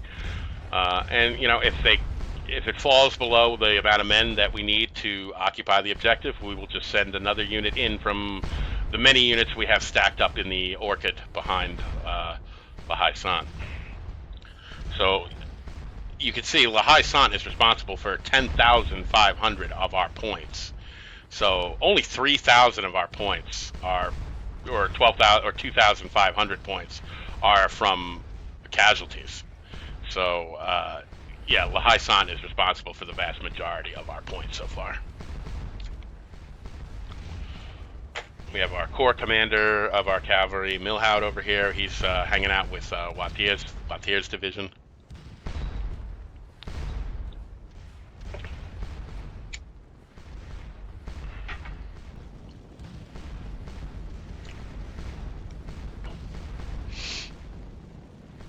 It looks like I'm just moving them over a little bit. Probably just to clear up some more room.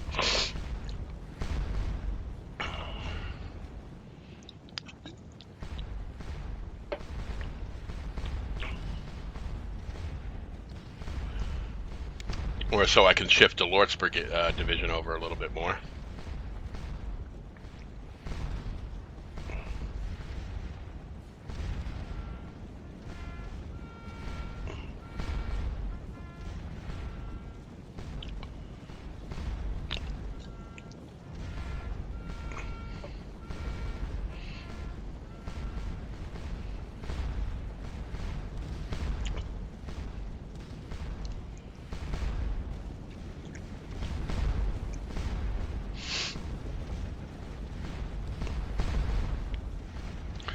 So this is the battery that we pulled off the Grand Battery line, and we're going to use them to start put another link in the chain in the fortress here.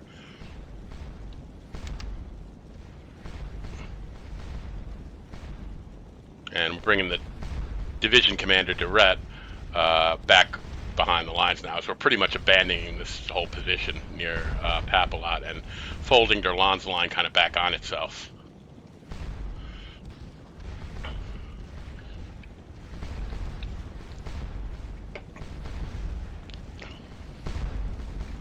But look at this, guys. That's disgusting. You can't wait to see what that's going to look like when that starts opening fire. And I'm going to actually take all of Jacquinot's division off of take charge and put them under AI control and set them to hold. So they'll stay put until they're engaged, at which point they will engage the Prussians. And like I said, since I'm not really interested in actually defeating the Prussians, just disrupting them, it's not like some kind of precision attack that I need to carry out. So I'm happy to let the AI handle it. You know, at the point where kind of the job has been done, you know, then I'll take charge of them and pull them out. But to let them run around and have some fun, I'll let the AI do that.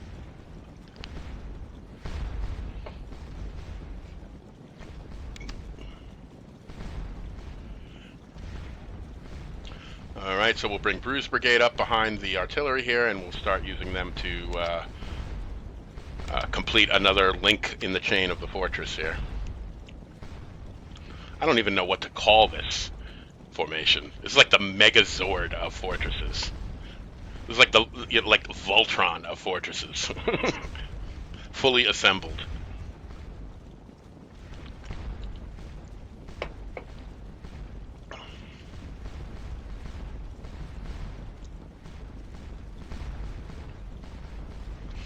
The fortress in its final form.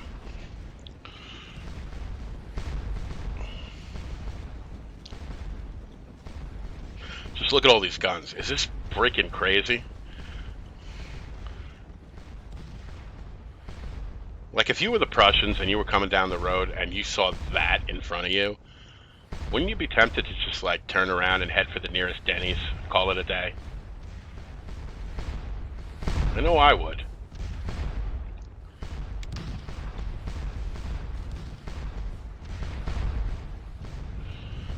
Alright, so we're at 13,500 points, or 13,600 almost. Casualties haven't really changed all that much. We've taken a few more. We've dished out a few more. As we deplete more and more of the Allied front lines, it'll be harder and harder to inflict casualties just with the artillery, because the more of their units we run off, the less casualties we can inflict. But that's not really a big deal. We're not really too concerned with how many casualties the artillery can generate. Like I said, most of our points are coming from La Haye Sainte anyway.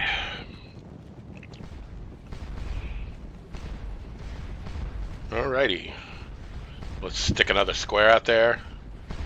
It's a nice big unit, 568 men. Now, this square, I think, could be a little further forward, so that it's more out in front of these two batteries. I feel like it's a little close, because remember, when the guns unlimber, they move forward a little. So I feel like this square could probably be more out here. But I'm not really there yet as far as fine-tuning everything. I just want to get all the skirmishers out first. And again, we're siphoning more guns off the Grand Battery to continue linking the line northwards towards Durlan.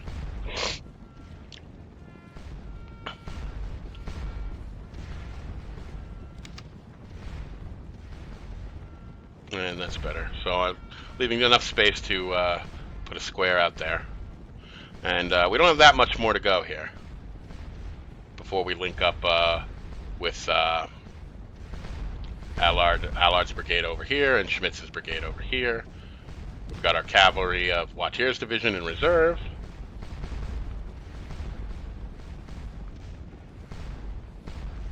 And I always just like to bring the artillery kind of forward. Put them up on the top of the hill here and see if there's anything for them to shoot at.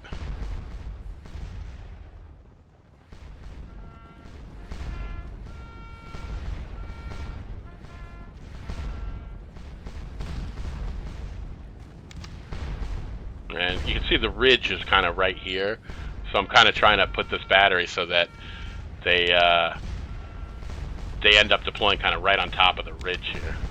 Now I gotta find a good spot for the battery commander to go. That looks like it'll be pretty good. See how that looks when we form line. Yeah, okay, so they're kind of on top of the ridge now.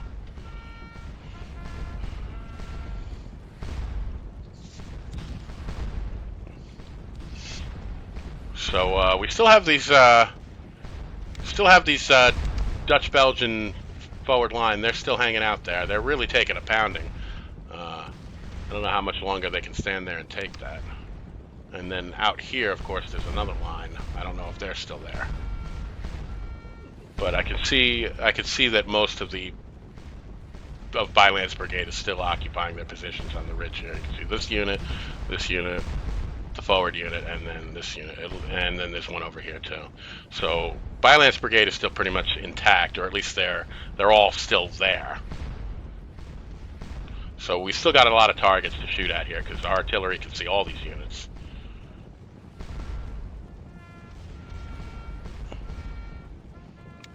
So I'm going to bring this battery into a better position where it can actually unlimber all its guns and see if we can really start focusing our fire on that unit, that forward Dutch-Belgian unit. And here comes another battery that we're going to use to further add yet another link in the chain.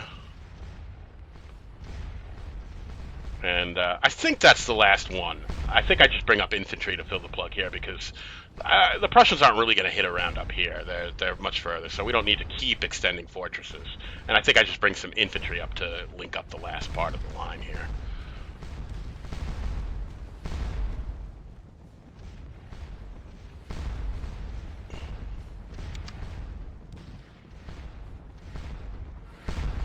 Oh, look at this. I'm actually bending out. I didn't realize I did this, but it looks like I'm actually going to bend Allard's line back on itself and then maybe pull some of these guns back.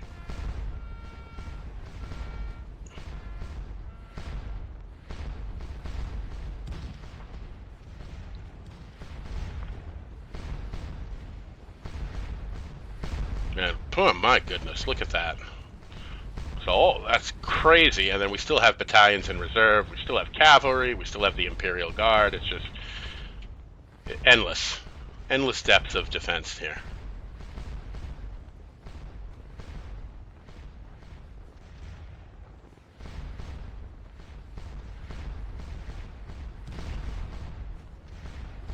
And Drew Rowe is the corps commander of the Imperial Guard, so he actually commands all of the Imperial Guard, the Young Guard, the Chasseurs, and the Grenadiers. And the artillery and the cav. He commands the entire Imperial Guard. So we just crossed 14,000 points.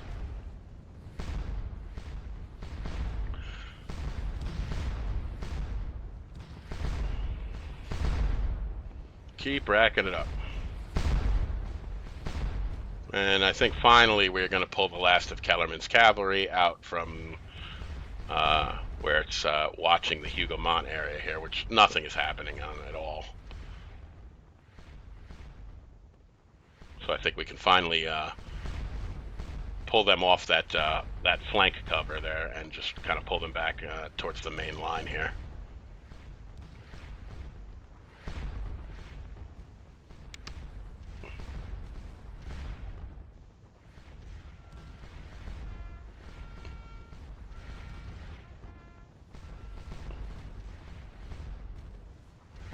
So there they go, on the move.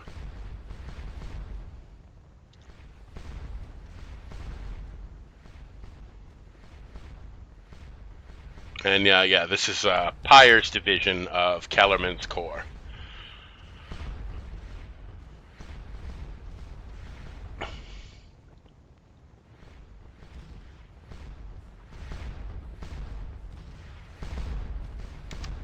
Well, it looks like I'm just going to stick his battery over here. There's nothing really to shoot at. I don't know why I put them there.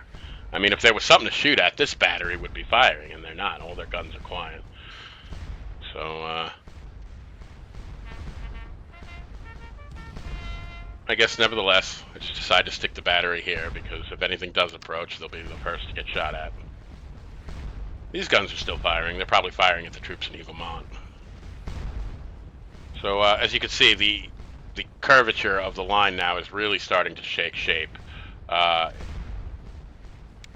In that we've bent a lot of Derlan's corps back on itself to link up with the line at Positional.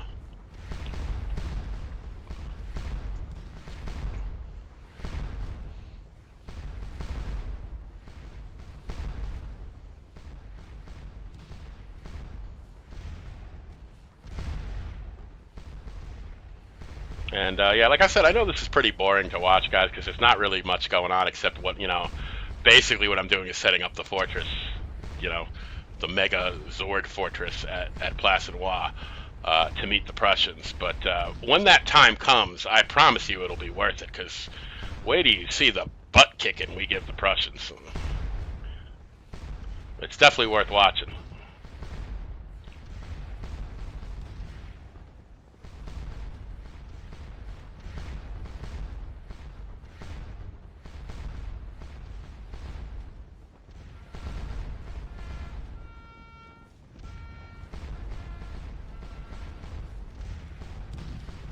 So I'm just shifting Gutan's brigade into a full line formation.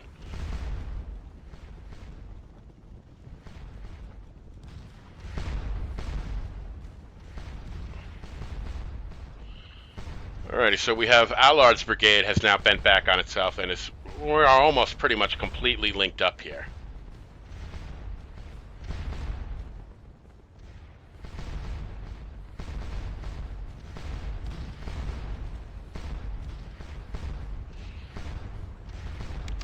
The only thing is now I'm kind of out of troops to form more parts of the fortress here.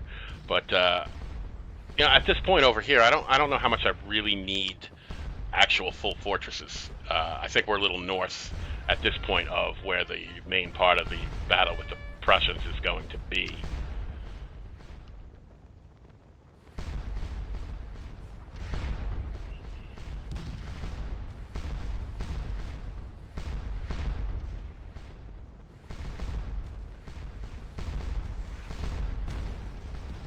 It looks like I'm looking around thinking about, where am I going to get the rest of these troops? Do I want to pull them off of Derlan's line? Do I want to pull them from Ryle's corps side of things? What do I really want to do here?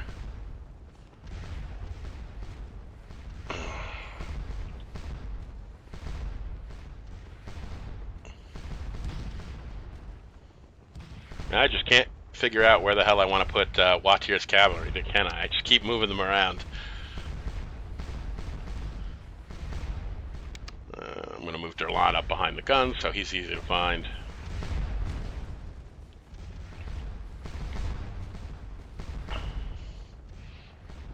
And I think I'm moving Watier's division up here in line because I just want to make room, because I think I am going to bring troops over from the other side of the field where nothing's really going on.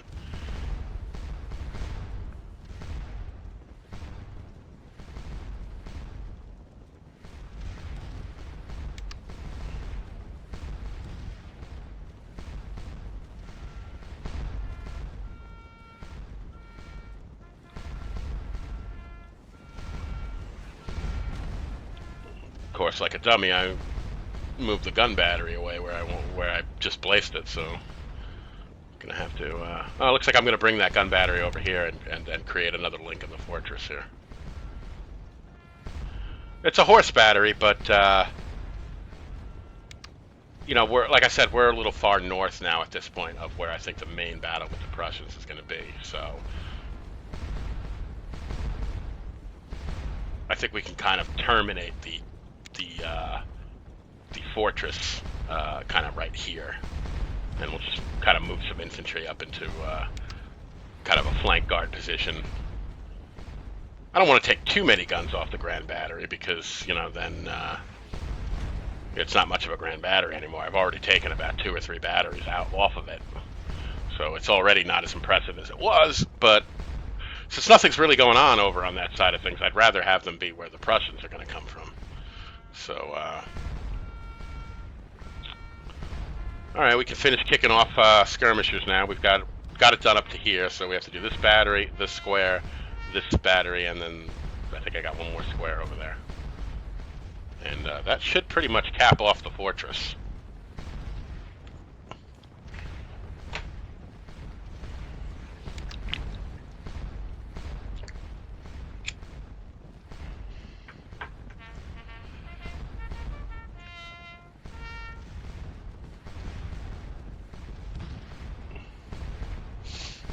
Those skirmishers need to move a little further forward because when the guns unlimber, skirmishers are going to be right in line with them, and the skirmishers are actually supposed to be in front of the battery, kind of more like this.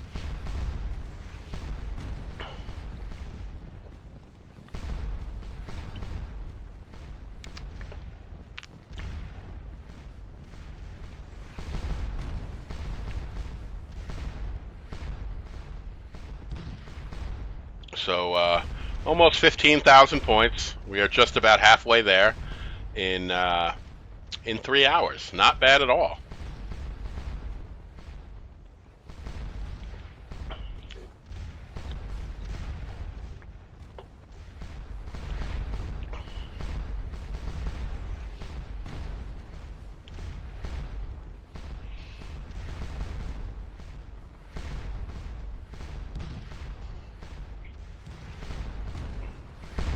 And it looks like I went on another fridge break here, which I think I'll do right now anyway, guys. I will be right back.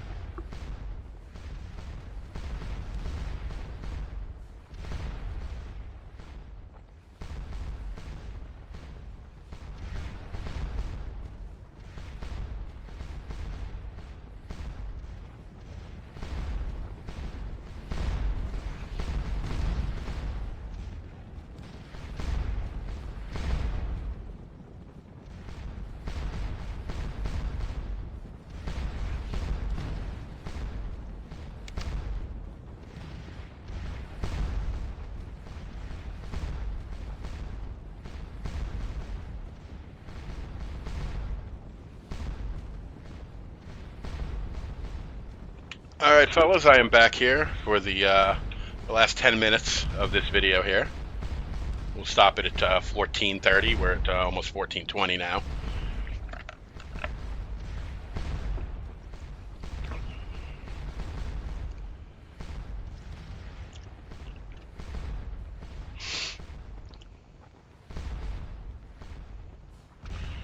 So, oh wow, we are almost completely set up here, aren't we? Just guns and everywhere. Wow. So what a position we've set up from here all the way up to Durlan's line. I wish I could actually scroll the camera high enough to get it all in one shot.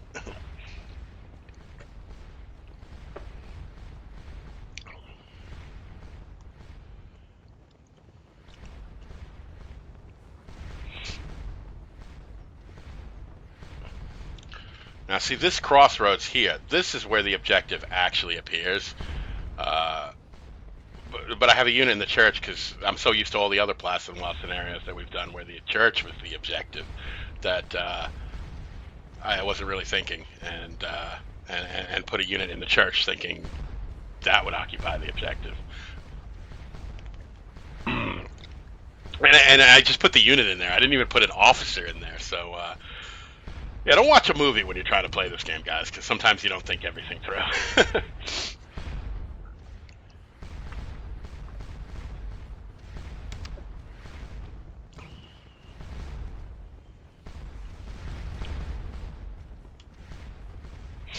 And we have passed 15,000 points. We are now more than halfway there.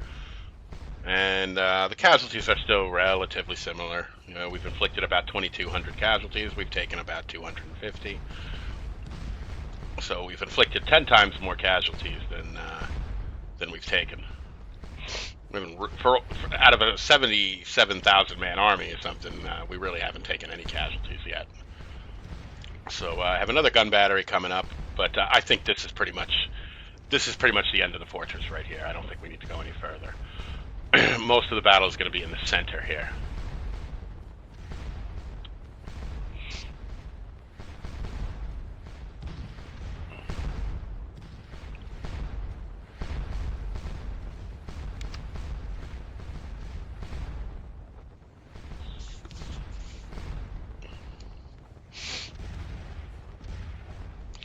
The only thing up here is I am starting to get a little thin on infantry up here.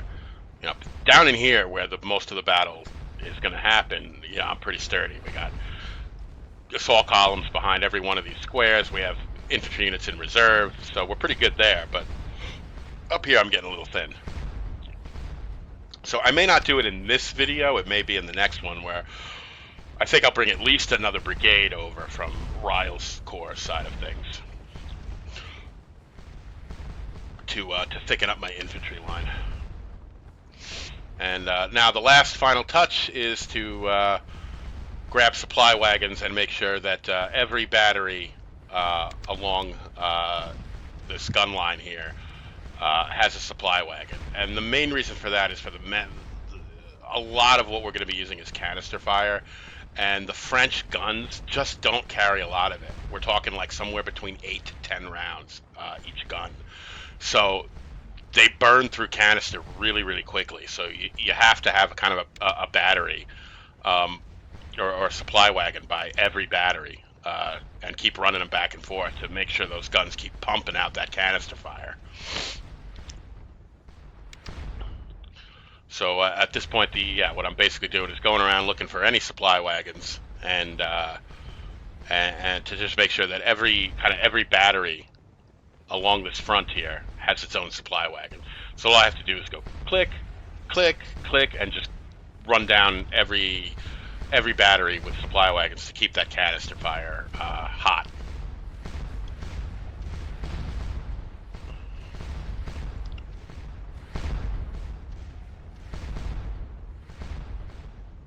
So this is you can really see the arrow shape forming now. It's pretty much kind of what I envisioned at the beginning of the scenario now.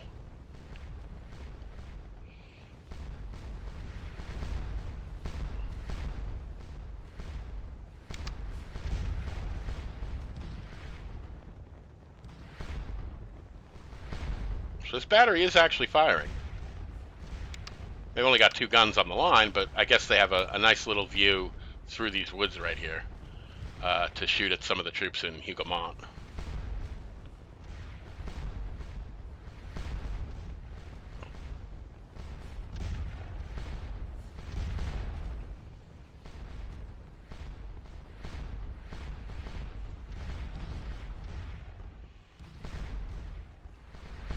And being that Gaio's division is really part of the Imperial Guard, I'm going to set them up kind of, not in the woods. I certainly wouldn't do that. But I'm going to set them up in rear as the extreme right.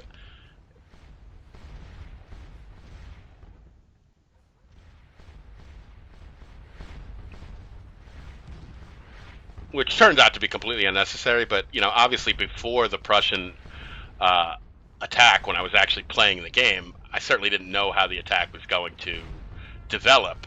So really, I'm just taking every precaution I can possibly think of in terms of being able to stop anything the Prussians might try to do. It turned out to be that half of what I did was not necessary at all, but. Oh, what the hell? I have the time to do it, right?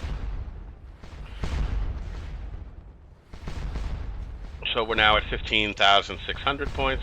This battery is still losing men, and I'm still being stubborn.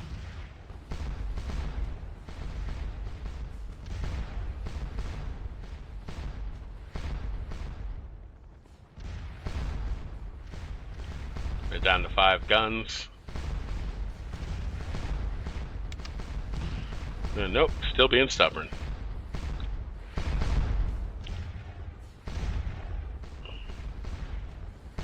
Oh! They're gone. Off they ran. So we've routed the forward line of the Dutch Belgians, probably because I brought this second battery up and really was able to concentrate fire on these guys. So yeah, off they ran. And these guys are still here, it looks like. I still see their flag. So, okay, we've routed one of Bylance battalions.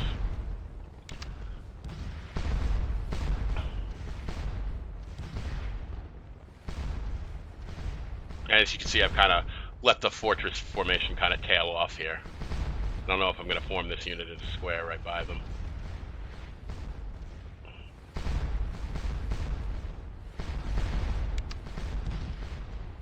It looks like I'm kind of just going to form these three units in line. Like I said, this is kind of north, where this is Papelot over here, so it's a little north of where the fighting with the Prussians is going to happen, so I don't think this needs to be too heavily defended. Just want to have some infantry here.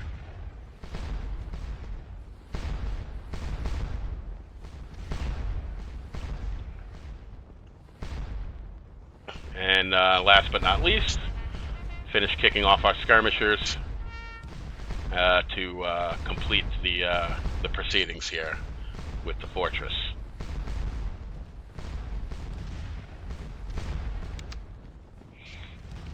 And that's more like it. See how I have the skirmishers actually moving out in front of the guns? That's more like it. This is a little too close to the guns. These skirmishers need to come forward so that when the guns unlimber, they will still be behind the skirmishers. I'm sure I probably make that adjustment.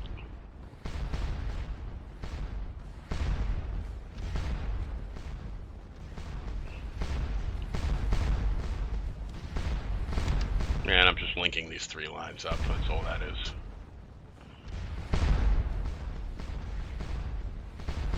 And I probably am going to form this unit into square and just complete one last fortress here.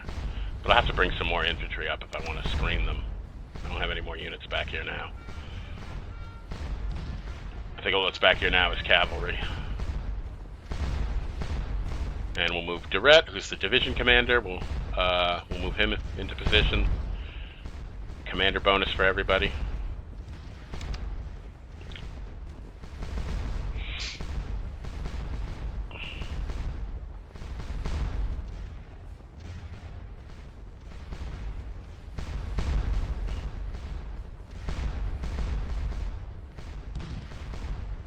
So, okay, we're in our final minute here, and this was also where I ended where I saved the game and ended my first part of when I was actually playing through the scenario.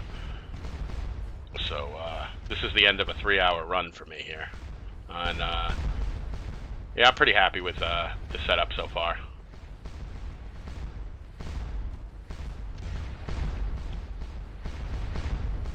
So we have 16,000 points, and I believe I paused the game at 14:30, and we will call it a day.